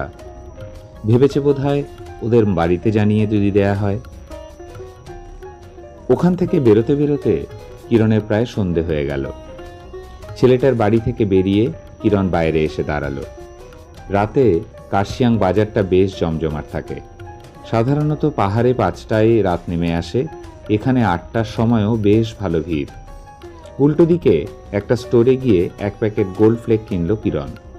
সাধারণত সিগারেট খায় না কিরণ, কিন্তু তপেশের ঘরের একদম উল্টো দিকের এই দোকানটায় পান সিগারেট ছাড়া কিছুই পাওয়া যায় না। তাও সিগারেটটা কিনলে বড়বাবুর কাজে লেগে যাবে, তার উপর যদি কিছু ইনফরমেশন পাওয়া যায়। ঠিক সেই সময় বড়বাবু ফোন করলেন। কিরণ, তোমার জন্য একটা খবর আছে, থানায় এসো তাড়াতাড়ি। স্যার, আমি তো ভাবছিলাম। কিছু ভাবতে হবে না, তোমার সন্দেহ ঠিক। ফরেনসিক থেকে একটা রিপোর্ট এসেছে, কিন্তু কনফার্ম করার জন্য তুমি তাড়াতাড়ি এসো। ওকে স্যার, 10 মিনিটের মধ্যে আসছি। উর্গেন জি, এই মার্কেটে যে কটা সিসিটিভি আছে তার প্রত্যেকটার ফুটেজ আমার চাই। আজকের মধ্যে সেগুলো নিয়ে তাড়াতাড়ি আপনি থানায় আসুন। যত রাত হোক না কেন, আমি থানায় যাচ্ছি, ইমার্জেন্সি। পাহাড়ি রাস্তায় খুব একটা তাড়াতাড়ি গাড়ি চালানো যায় না, তাও রীতিমতো উড়ে গাড়ি চালিয়ে কিরণ থানায় এসে উপস্থিত হলেন। বড়বাবু তখন কিরণের ঘরে বসে এক গাদা কাগজপত্রের মধ্যমণি হয়ে আছেন। কিরণকে দেখে ব্যস্ত হয়ে একটা কাগজ এগিয়ে দিলেন। কিরণ কাগজটা হাতে নিয়ে ভালো করে দেখে বড়বাবুর দিকে তাকিয়ে বললেন, ও মাই গড, এত বড় জিনিসটা আমাদের চোখ এড়িয়ে গেল কি বল স্যার? সেটাই তো, যে খুন হয়েছে তার লোকেশন নিয়ে মাথা ঘামাইনি আমরা। আর দাঁড়াও, এখানেই শেষ না, সব থেকে ইম্পর্টেন্ট জিনিসটা দেখো। স্যার, ইমিডিয়েটলি কালিয়াগঞ্জ থানায় একটা ফোন করুন। মিস্টার চৌধুরীকে আটকাতেই হবে। কিন্তু কিরণ, এটা কিভাবে সম্ভব? শেষে মিস্টার চৌধুরী। স্যার, এসব নিয়ে পরে ভাববেন, এখন ইমোশনাল হওয়ার সময় নয়। আপাতত ওনাকে আটকাতেই হবে, না হলে উনি হাত থেকে বেরিয়ে যাবেন। আমি একবার ওই ছেলেটার সাথে 2 মিনিট কথা বলে আসছি। আপনি গাড়ি রেডি করতে বলুন স্যার, আমাদেরও কালিয়াগঞ্জ বেরোতে হবে। হ্যালো, ইন্সপেক্টর কিরণ বলছেন? বলছি, বলুন। আমি কালিয়াগঞ্জ থানা থেকে বলছি। মিস্টার সরকারের ফোনে পাচ্ছি না, তাই আপনাকে কল করলাম। বড়বাবুর ফোনে নেটওয়ার্ক নেই, তাই ফোন আসছে না। আপনি বলুন, লোকেশনে গেছিলেন? হ্যাঁ, গেছিলাম, কিন্তু সম্ভবত ভদ্রলোক পালিয়েছে, কারণ ঘর তো পুরো ফাঁকা। উনি বলেছিলেন ওনার দেশের বাড়ি যাবেন, যেটা বাংলাদেশে। সম্ভবত সেখানে যাওয়ার চেষ্টা করছেন। আপনারা কত দূর এখন? এই আর আধ ঘন্টার মধ্যে আমরা কালিয়াগঞ্জ ঢুকছি। একটা কাজ করুন তো, উনি এখনো জানেন না আমরা ওনার অপরাধের খবর পেয়ে ওনাকে অ্যারেস্ট করতে যাচ্ছি। তাই হয়তো উনি হিলি বাংলাদেশ বর্ডার হয়েই ওখানে যাওয়ার চেষ্টা করবেন। শুনুন, হিলি বর্ডারে কোনোভাবে ইনফর্ম করুন কাউকে যেন বর্ডার ক্রস করতে না দেওয়া হয়। আর চেকপোস্টগুলোতে একটু খবর দিন, ফাস্ট। ওকে। কার্শিয়াং থানা থেকে বড়বাবু, কিরণ আর সিরেন তামাং গাড়ি করে সেই রাতেই কালিয়াগঞ্জের উদ্দেশ্যে রওনা হয়েছেন, খুনিকে ধরার উদ্দেশ্যে। কালিয়াগঞ্জ থানার ইন্সপেক্টররা কিরণের কথা মতো মিস্টার চৌধুরীর বাড়ি গিয়ে সার্চ করেছেন, কিন্তু মিস্টার চৌধুরী প্ল্যানফুলি সব কিছু ক্লিয়ার করে রেখেছিলেন। ওনার বাড়ি ফাঁকা ছিল, মানে উনি আগে থেকেই প্ল্যান করে বাড়ি ছেড়ে পালিয়েছেন। খুনি জানে যে কোনো দিন যে কোনোভাবে তাকে ধরতে পারে পুলিশ, তাই কোনো রকম রিস্ক না নিয়ে উনি প্ল্যানফুলি পালিয়ে যাবার চেষ্টা করেছিলেন। কিরণ ও বড়বাবুরা কালিয়াগঞ্জ এসে পৌঁছলে ওই থানার সাব ইন্সপেক্টর ওনাদের ভেতরে আসতে বলে বললেন, ভদ্রলোককে পাওয়া গেছে, আপাতত ভেতরে লকআপে রেখেছি। বাহ, এত তাড়াতাড়ি খবর পেয়ে গেলেন? আপনার কথা মতো আমি সমস্ত চেকপোস্ট আর বর্ডারে থাকা আমাদের টিমের লোকেদের ফোনে ওনার ছবি পাঠিয়ে দিয়েছিলাম। উনি তো সকালে কার্শিয়াং থেকে বেরিয়েছেন, তাই বেশি দূর পৌঁছতে পারেননি, কাছাকাছি ধরা পড়ে গেছেন। আমাদের টিম ওনাকে নিয়ে এসছেন। থ্যাংক ইউ সো মাচ, আপনি খুব হেল্প করলেন এই ব্যাপারটাতে। আরে কি বলছেন স্যার, এটা তো আমাদের কাজ। আসুন ভেতরে আসুন। থানার ভেতরে ঢুকতেই কিরণ দেখলেন মিস্টার চৌধুরী একটা লকআপের ভেতরে অস্থির হয়ে এদিক থেকে আরেক দিকে হাঁটাহাঁটি করছেন। কিরণকে দেখেই লকআপের সামনে এসে চিৎকার করে ডাকলেন, ইন্সপেক্টর, আমাকে কেন আটকে রাখা হয়েছে? এরা কেউ কোনো কথাই শুনছে না। বলছে আপনি নাকি অর্ডার দিয়েছেন, কিন্তু কিসের জন্য? আপনার সাথে সকালেই কথা হলো, সব কিছু ক্লিয়ার করে আমি এসেছি। তাহলে তাহলে আমাকে কেন? কুল ডাউন মিস্টার চৌধুরী, সব বলা হবে, এত অস্থির হবেন না। কথাগুলো বলে কিরণ ভদ্রলোককে লকআপের বাইরে নিয়ে আসতে বললেন। তারপর বললেন, বসুন এখানে, এখন অনেকক্ষণ সময় লাগবে, কত কিছু বলা বাকি তো। কি কি কি বাকি আছে? কি হয়েছে ইন্সপেক্টর? তারপর মিস্টার চৌধুরী, আপনি তো একবারও বলেননি যে ইলিনা আপনার নিজের মেয়ে নয়। এত বড় ইনফরমেশন লুকিয়ে গেলেন কিভাবে? মানে কে? না না, এটা বলার মতো কি ছিল না। মানে আমি ওকে নিজের মেয়ের থেকেও বেশি ভালোবাসি। তো আপনাদেরকে কে বললো? পুলিশের কাছে লুকোবেন ভাবছিলেন? এবার ছেড়ে কাশুন তো, কেসটা কি, কার মেয়ে ইলিনা? আপনাদের কাছে তো কিছু লুকোনোর নেই। আমি বুঝতে পারিনি কোনোদিন এই তথ্য জানানোর দরকার পড়বে। আমি নিজের মেয়ে হিসেবেই বড় করে তুলেছি, তাই ওটাকে সত্যি হিসেবে ভেবেছি আমি।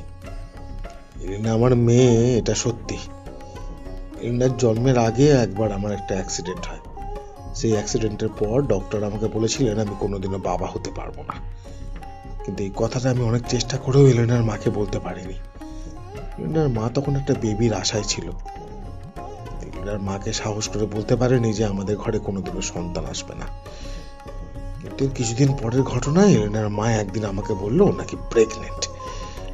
হঠাৎ করে ভয় পেলাম, আনন্দ হলো।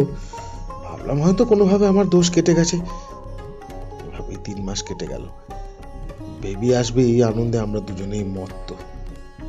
কিন্তু সেই আনন্দের মধ্যেও আমি কোথাও যেন শান্তি পাচ্ছিলাম না। এভাবে আর কয়েক মাস কেটে যাওয়ার পর আমি একদিন ডক্টরের কাছে গেলাম, টেস্ট করলাম। কিন্তু তখন ডক্টর আমাকে বললো আমার পক্ষে বাবা হওয়া কোনোদিনও সম্ভব নয়। তার মানে এই বাচ্চা আমার নয়। কিন্তু ততদিন অনেকটা সময় চলে গেছে। বাধ্য হয়ে বাচ্চাটাকে সংসারে আনতে হলো। কিন্তু আমি ওদের মেয়ে মা দুজনকে সহ্য করতে পারছিলাম না। মনে হতো দুজনকে খুন করে দিয়ে নিজেও মরে যাই।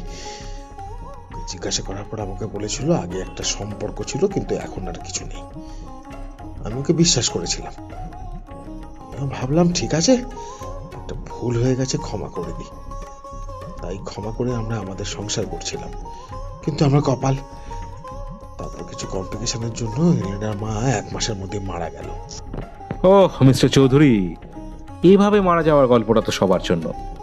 আসলটা বলুন, আসল গল্পটা কিভাবে মেরেছেন ওর মাকে, মানে খুনটা কিভাবে করেছেন? কি? কাকে মারবো? কি বলছেন কি ইন্সপেক্টর? আমি কেন মারতে যাব? কারণ বাচ্চাটা আপনার ছিল না। খুব স্বাভাবিকভাবেই আপনি হাজবেন্ড হিসাবে এটা কোনোদিন মেনে নিতে পারেননি যে আপনার স্ত্রী অন্য কারোর সাথে সম্পর্ক রেখেছে, তাই খুন করেছেন। না না, এটা মিথ্যে। আমি খুন করিনি কাউকে। এই, বাইরে দাঁড়িয়ে থাকা ভদ্রলোককে ভেতরে নিয়ে এসো তো। কিরণ একজন কনস্টেবলকে বললেন বাইরে কেউ একজন দাঁড়িয়েছিল, তাকে ডেকে আনতে। একজন ভদ্রলোক ভেতরে এলেন, বয়স ওই 50-এর কোঠায়। ভেতরে আসতেই কিরণ ওনাকে দেখিয়ে মিস্টার চৌধুরীকে জিজ্ঞেস করলেন, দেখুন তো এনাকে চিনতে পারেন কিনা। অসিত। ইলিনার বাবা চমকে উঠলেন। অসিত বাবুকে চেনেন নিশ্চয়ই। অসিত বাবু গত পরশু আমাকে ফোন করেন খবরে ইলিনার খুনের খবর পেয়ে। উনি আমাকে বলেন ইলিনার আসল বাবা উনি, আপনি নন। সেখান থেকে আমার সন্দেহ বেশি গাঢ় হয়। না, আপনাকে প্রথমে আমি খুনি ভাবিনি, কিন্তু আপনি এই সত্যিটা লুকিয়ে গেলেন, এই জন্যই আমার একটু খাটকা লাগলো। ও, এই জন্য তুমি ওনাকে সন্দেহ করেছিলে? স্যার, উনি যখন আমাকে ফোন করেন আমি অতটা বিশ্বাস করিনি, আবার অবিশ্বাস করিনি। তাই সেই সময় মিস্টার চৌধুরী ওখানেই ছিলেন, কিন্তু ওনাকে আমি বুঝতেই দিইনি যে ওনাকে আমি সন্দেহ করছি। তাছাড়া ওনার এগেনস্টে কোনো প্রমাণ ছিল না, বাধ্য হয়েই এই ইনফরমেশন লুকিয়ে রেখেছিলাম আমি। স্যার একটু অপেক্ষা করুন, এখনো অনেক বাকি আছে। তারপর মিস্টার চৌধুরী সত্যিটা বলবেন নাকি? থাক, অসিতবাবু বলুন সত্যিটা কি। বলুন অসিতবাবু। স্যার, এলিনার মায়ের সঙ্গে আমার সম্পর্ক ছিল ঠিক, কিন্তু আমরাও সেটা থেকে বেরোতে চাইতাম। আমরা যখন আর সিদ্ধান্ত নিই যে এই সম্পর্ক থেকে আমরা বেরিয়ে আসব, বেরিয়েও গেছিলাম, কিন্তু হঠাৎ তার কিছুদিন পর এলিনার মা প্রেগনেন্ট হয়ে যায়। আমরা দুজনেই জানতাম না যে মিস্টার চৌধুরী বাবা হতে পারবেন না। আমি তো ভেবেছিলাম বাচ্চাটা হয়তো ওনারই, তাই আমাদের আর কোনো যোগাযোগ ছিল না। হঠাৎ প্রায় 10 মাস পর এলিনার জন্মের পরে ওর মা একদিন আমাকে ফোন করে, বলে যে এলিনার বাবা রোজ দিন ওর ওপর অত্যাচার করছে। তারপর আর একদিন এলিনার মা আমাকে ফোন করেছিল, লাস্ট ফোন। খালি বলেছিল বাচ্চাটা নাকি আমার, আর ওকে যে কোনো সময় এলিনার বাবা মেরে ফেলতে পারে। তার কিছুদিন পর শুনি যে ও নাকি গলায় দড়ি দিয়ে সুইসাইড করেছে। কিন্তু বিশ্বাস করুন স্যার, ওকে খুন করেছে এই লোকটা। কোন খুনের গল্পটা আগে বলবেন মিস্টার চৌধুরী? ইলিনার খুন নাকি ওর মায়ের খুন? ওর মাকে যে আপনি খুন করেছেন সেটা প্রমাণ করার কোনো উপায় নেই, কিন্তু ইলিনার খুনটা আর লুকোতে পারবেন না। কিভাবে একটা মেয়েকে মারতে পারলেন? কিরণ ফোনে কাউকে মেসেজ করতে করতে জিজ্ঞেস করলেন কথাগুলো। কি আপনারা কি পাগল হয়ে গেছেন? উনি তো ধরা পড়ে গেছে, আবার আমি কেন? আর আমি আমার নিজের মেয়েকে খুন করবো কেন? ফাজলামি মারা জায়গা পাচ্ছেন না। এই চুপ কর শালা, পুলিশের ডান্ডা পড়লে এক্ষুনি ঠান্ডা হয়ে যাবি। আমাদেরকে শেখাবি কোনটা ঠিক কোনটা ভুল। চিৎকার করে উঠলেন কালিয়াগঞ্জ থানার ওসি। মিস্টার চৌধুরী, সত্যি কথাটা বলুন, আমাদের কাছে প্রমাণ আছে, সেটা আপনাকে খুনি সাব্যস্ত করার জন্য যথেষ্ট। কি প্রমাণ আছে? হ্যাঁ আছে, আপনার হাতের ছাপ ইলিনার গলার চেনে আছে। তাতে কি প্রমাণ হয় আমি খুনি? আমার মেয়ের গলার চেনে আমার হাতের ছাপ থাকাটা কি অস্বাভাবিক কিছু? অন্য সময় হলে অস্বাভাবিক হতো না, কিন্তু এখানে অস্বাভাবিক। প্রথমত ওই চেনে দুজনের হাতের ছাপ আছে, একটা আপনার, একটা ইলিনার। তপেশের ঘর থেকে পাওয়া গেলেও সেখানে ওর হাতের কোনো ছাপ নেই। তার মানে হয় আপনি না হলে ইলিনা এটা তপেশের ঘরে রেখে এসেছিলেন। কিন্তু ইলিনা তো মৃত, তাহলে বাকি থাকলেন আপনি। আর আপনাকে প্রথম যখন ইলিনার কাছে পাওয়া জিনিসপত্রগুলো দেখালাম, তখন আপনার মেয়ে যে গলায় একটা চেন পরতো সেটার কথা একবার আপনি জিজ্ঞাসা করেননি। ইলিনার বান্ধবী বলল ওটা ওর মায়ের স্মৃতি, যেটা গলা থেকে কখনো খোলে না। এইরকম একটা চেন না দেখতে পেয়েও আপনি একবারও জিজ্ঞাসা করলেন না। তার মানে আপনি জানতেন চেনটা কোথায় আছে, না হলে খুব স্বাভাবিক সবার আগে সেটার কথাই আপনার জিজ্ঞাসা করা উচিত ছিল। আমি ভুলে গিয়েছিলাম। কেন মিথ্যে কথা বলছেন আপনি? স্বীকার করুন, আপনি আরও মিথ্যে বলেছেন। আপনি বলেছিলেন ইলিনার সাথে আপনার শেষ কথা হয়েছে বিকেল 4টের সময়। ও তখন নাকি শিলিগুড়িতে ছিল, কিন্তু ইলিনার ফোনের লোকেশন বলছে 3:30 অবধি ইলিনা কালিয়াগঞ্জেই ছিল। কালিয়াগঞ্জ থেকে 30 মিনিটের মধ্যে শিলিগুড়ি পৌঁছানো সম্ভব নয়। তার মানে আপনি মিথ্যে কথা বলছেন। মিস্টার চৌধুরী এবার চুপ করে রইলেন। চুপ করে থাকবেন না মিস্টার চৌধুরী, বলুন, আর লুকিয়ে লাভ নেই। সবাই মিলে একসাথে মিস্টার চৌধুরীকে বারবার একই প্রশ্ন জিজ্ঞেস করায় উত্তক্ত হয়ে মিস্টার চৌধুরী চিৎকার করে উঠলেন। হ্যাঁ, আমার হাতে ইলিনা,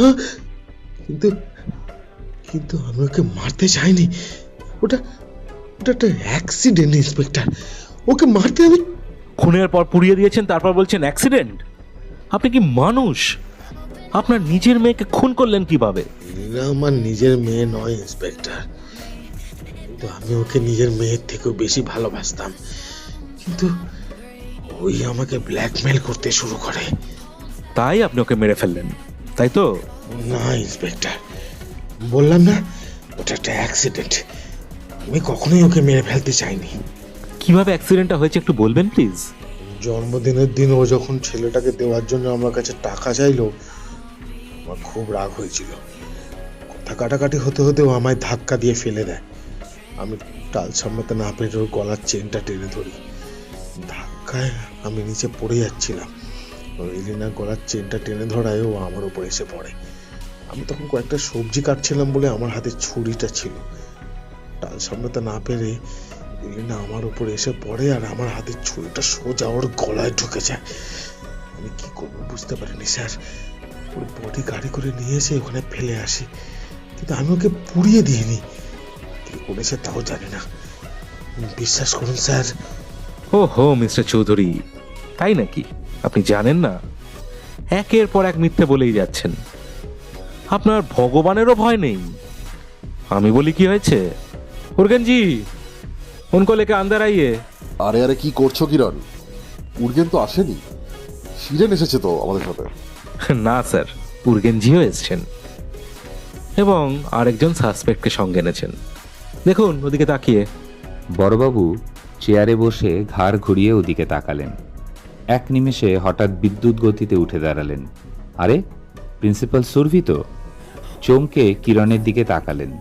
কিরণ, মানেটা কি? এত সিক্রেট রেখেছি তোমার কাছে? তোমার ট্রান্সফার তো দেবো না আমি। দাঁড়াও। বলছি স্যার, বলছি। মিস্টার চৌধুরী একবার উঠে দাঁড়িয়ে কিছু একটা বলতে গিয়ে নিচেই বসে পড়লেন। হয়তো আর কোনো পথ না পেয়ে চুপ করে গেলেন। কিরণ বললেন, তাহলে আমি বলি আসল ঘটনাটা। বলি মিস্টার চৌধুরী, ইলিনা আপনার কাছে কোনোদিন টাকা চায়নি। ও জানতো ওর মাকে আপনি খুন করেছিলেন। সেটা ওকে আর কেউ নয়, অসিত বাবু বলেছিলেন। আপনি ভেবেছিলেন ওকে ভুল ভাল বুঝিয়ে সুঝিয়ে রেখে দেবেন, কিন্তু অসিত বাবুর সাথে ইলিনার যে পরিচয় হয়েছিল সেটা আপনি জানতেন না। কি অসিত বাবু, তাই তো? হ্যাঁ স্যার, আমি যখন জানতে পারি ইলিনাকে ওই স্কুলে ভর্তি করেছে, আমি অনেক চেষ্টা করে ওর সাথে দেখা করি। তারপর পুরো ব্যাপারটা ইলিনাকে বিশ্বাস করাতে পেরেছিলাম। প্রথমে ও ভাবতেই পারেনি ওটা ওর বাবা নয়, আর ওই বাবাই ওর মাকে মেরেছে। পরে ধীরে ধীরে বিশ্বাস করেছিল। তাই ও জানতে পারে ওর মাকে আপনি খুন করেছিলেন, কিন্তু প্রমাণের অভাবে ওরা চুপ করে থাকতে বাধ্য হয়। তাই যেদিন ইলিনার টাকার দরকার হলো, ইলিনা জানতো অত টাকা আপনি ওকে এমনি এমনি দেবেন না। তাই ও আপনাদের দুজনের ছবি আর ওর মায়ের খুনের বিষয়টা নিয়ে আপনাকে ব্ল্যাকমেল করে। কি তাই তো মিস্টার চৌধুরী? আপনি কিছু বলতে চান ম্যাডাম এখন? প্রিন্সিপাল সুরভি মাথা নিচু করে রইলেন। এখানেই তো আসল টুইস্ট স্যার। সুরভি ম্যাডাম আর আমাদের চৌধুরী স্যারের মধ্যে যে একটা সম্পর্ক রয়েছে, সেই সম্পর্কের কথা আমি জানতে পারি স্কুলের গেটে তার অনেক কাছ থেকে। প্রথমে ভয় বলতে চায়নি লোকটা, কিন্তু গরিব মানুষ, দুটো পয়সার লোভ আর পুলিশের ভয় দেখাতেই গড় গড় করে সব বলে দিল। একজন বিয়ে করেননি আর একজনের স্ত্রী মৃত, তাই একাকিত্বের কারণে দুজনের সম্পর্ক হতে পারে, এটা খুবই স্বাভাবিক। লজ্জার কারণে হয়তো দুজনে চাননি এটা বাইরে আসুক, কিন্তু এই ধরনের সম্পর্ক কাউকে লুকিয়ে রাখা যায় না। কি বলছো কি কিরণ? এনাদের দুজনের? প্রিন্সিপাল ম্যাডাম এখানে ছিলেন না, খুনের আগে উনি জানতেন না, কিন্তু খুনের পরে মিস্টার চৌধুরী ওনাকে ফোন করেন কি করবেন সেটা বুঝতে না পেরে। মিস্টার চৌধুরীর ফোনে সেদিন দুপুরে প্রিন্সিপালকে একবার ফোন করার ডিটেলস রয়েছে। এটাও একটা বিশাল প্রমাণ, বুঝলেন স্যার? উনি তখন হঠাৎ করে ওনার পার্সোনাল ফোন নম্বরে ফোন করেন। ফোনটা হঠাৎ হয়ে যাওয়ায় মিস্টার চৌধুরী একটা ভুল করে বসেন। কারণ এমন কি কারণ থাকতে পারে ওই সময় প্রিন্সিপালকে ফোন করতে হয়েছিল মিস্টার চৌধুরীর? আর কিরণ দেখো, দুজনকেও এই ব্যাপারে কিচ্ছু বলেনি। অন্য সব ফোনে কথা বলেছে, কিন্তু এটা বললো না কেউ। একদম স্যার। কিন্তু এরপরেই বুদ্ধিমতী প্রিন্সিপাল আর ইলিনার বাবা একটাও ফোন সেই নাম্বার থেকে করেননি। ওনারা আলাদা আলাদা নাম্বার ব্যবহার করছিলেন। সেদিন খুব ভুল না হলে 5 লাখ টাকা ইলিনা চেয়েছিল, তাই তো মিস্টার চৌধুরী? আপনি ওকে টাকাটা দিতে রাজি হননি, কিন্তু টাকাটাও দরকার ছিল। কারণ টাকাটা নিজের জন্য নয়, তপেশের মায়ের অপারেশনের জন্য চেয়েছিল, যেটা আপনারা জানতেন না, বা ওই ছেলেটার কথা শুনলে আপনি দিতেন না টাকা, তাই ও বলেইনি আপনাকে। তারপরে ঘটনা মিস্টার চৌধুরী যেভাবে বললেন মোটামুটি সেইভাবেই হয়েছে, কিছুটা প্ল্যান আর কিছুটা হঠাৎ করে। কি তাই তো মিস্টার চৌধুরী? আমাদের হাতে উপায় ছিল না। খুনটা কেউ প্ল্যান করে করিনি, ও হয়ে গেছে। তাই সেই সময় যা ঠিক মনে হয়েছে তাই করেছি। ওকে পুড়িয়ে ফেলার প্ল্যান আর তবেশকে ফাঁসানোর প্ল্যান আমার।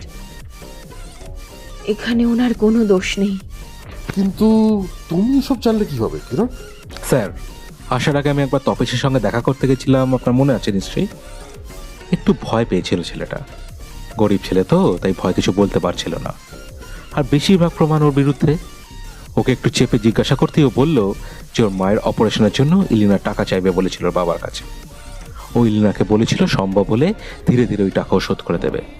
সকালে ইলিনা যখন ওকে বলল টাকা পেয়ে গেছে, বিকেলে দেখা করে টাকাটা নিতে। 1 মিনিট কিরণ, তার মানে ও যে রাতে ওখানে পৌঁছেছিল সেটা ওকে ইলিনা বলেছিল? স্যার, ইলিনা মার্ডার হয়েছে 11 তারিখ বিকেলের দিকে, তাই বিকেল 3:30 অবধি ইলিনার লোকেশন কালিয়াগঞ্জ দেখাচ্ছিল। সেই সময় প্রিন্সিপাল সুরভির কথা মতন ইলিনার বডি মিস্টার চৌধুরী নিয়ে আসে কার্শিয়াংয়ে। সেখানে মিস্টার চৌধুরী আর প্রিন্সিপাল সুরভি মিলে ওখানে পুড়িয়ে ফেলে। আর তপেশের ফোনে মেসেজ করে ওখানে ওকে আসতে বলে এনারা দুজন, যাতে সেই সময় তপেশ ওখানে আসে, লোকেশনেও ডিটেলস দেখা যায়, আর পুলিশ খুব সহজেই ওকে খুনি ভাবে। সেই জন্য বারবার বিভিন্নভাবে তপেশের নামগুলো টেনে আনার চেষ্টা করছিল মিস্টার চৌধুরী। উনি জানতেন একবার যদি পুলিশের নজরে ওই ছেলেটাকে ফেলা যায় আর কোনো দিকে তাকাতে হবে না। আর সেই কারণে প্রিন্সিপাল ম্যাডাম নিজে থেকে থানায় আসেন ইলিনার মিসিং রিপোর্ট লেখাতে, যাতে ওনাদের দুজনকে কোনোভাবেই আমরা সন্দেহ না করি। পুরোটা সেইভাবেই প্ল্যান করা। তপেশের দিকে সন্দেহ চলে যায় সবার। ওরে বাবা, কি ভয়ঙ্কর ব্যাপার কিরণ। তোমাকে আমি একদিন নিজে রান্না করে খাওয়াবো। তুমি যেভাবে এই কেস সলভ করলে, সাবাস। তবে খুনের ব্যাপারে ম্যাডামকে সন্দেহ হয়নি প্রথমে আমার। তপেশের বাড়ি সার্চ করতে যখন আমি চাই, সেদিন একজন এসে আমার হাতে একটা খাম দিয়ে যায়। আমি খামটা খুলে দেখি বেশ কিছু ছবি মিস্টার চৌধুরী আর প্রিন্সিপাল ম্যাডামের। সে আমাকে বলল এই ছবিগুলো ইলিনা নাকি ওকে পাঠিয়েছিল, আর বলেছিল যদি কোনোদিন ইলিনার কিছু হয় তাহলে যেন আমি এগুলো পুলিশকে দিয়ে দিই। আর তখন আমি শিওর হই যে খুনের পেছনে কোনোভাবে ম্যাডামও জড়িয়ে থাকতে পারেন। ব্যাস, সন্দেহ একদম সঠিক প্রমাণ হয়। কি ম্যাডাম, তাই তো? কিছু বলুন, আপনি তো একদম চুপ। আপনাকে কিন্তু সন্দেহ হয়নি আমাদের। এত তুখোর অ্যাক্টিং করেন কিভাবে? ওদেরকে থানার লকআপে রেখে কিরণ আর বড়বাবু বাইরে এসে সিগারেট ধরালেন।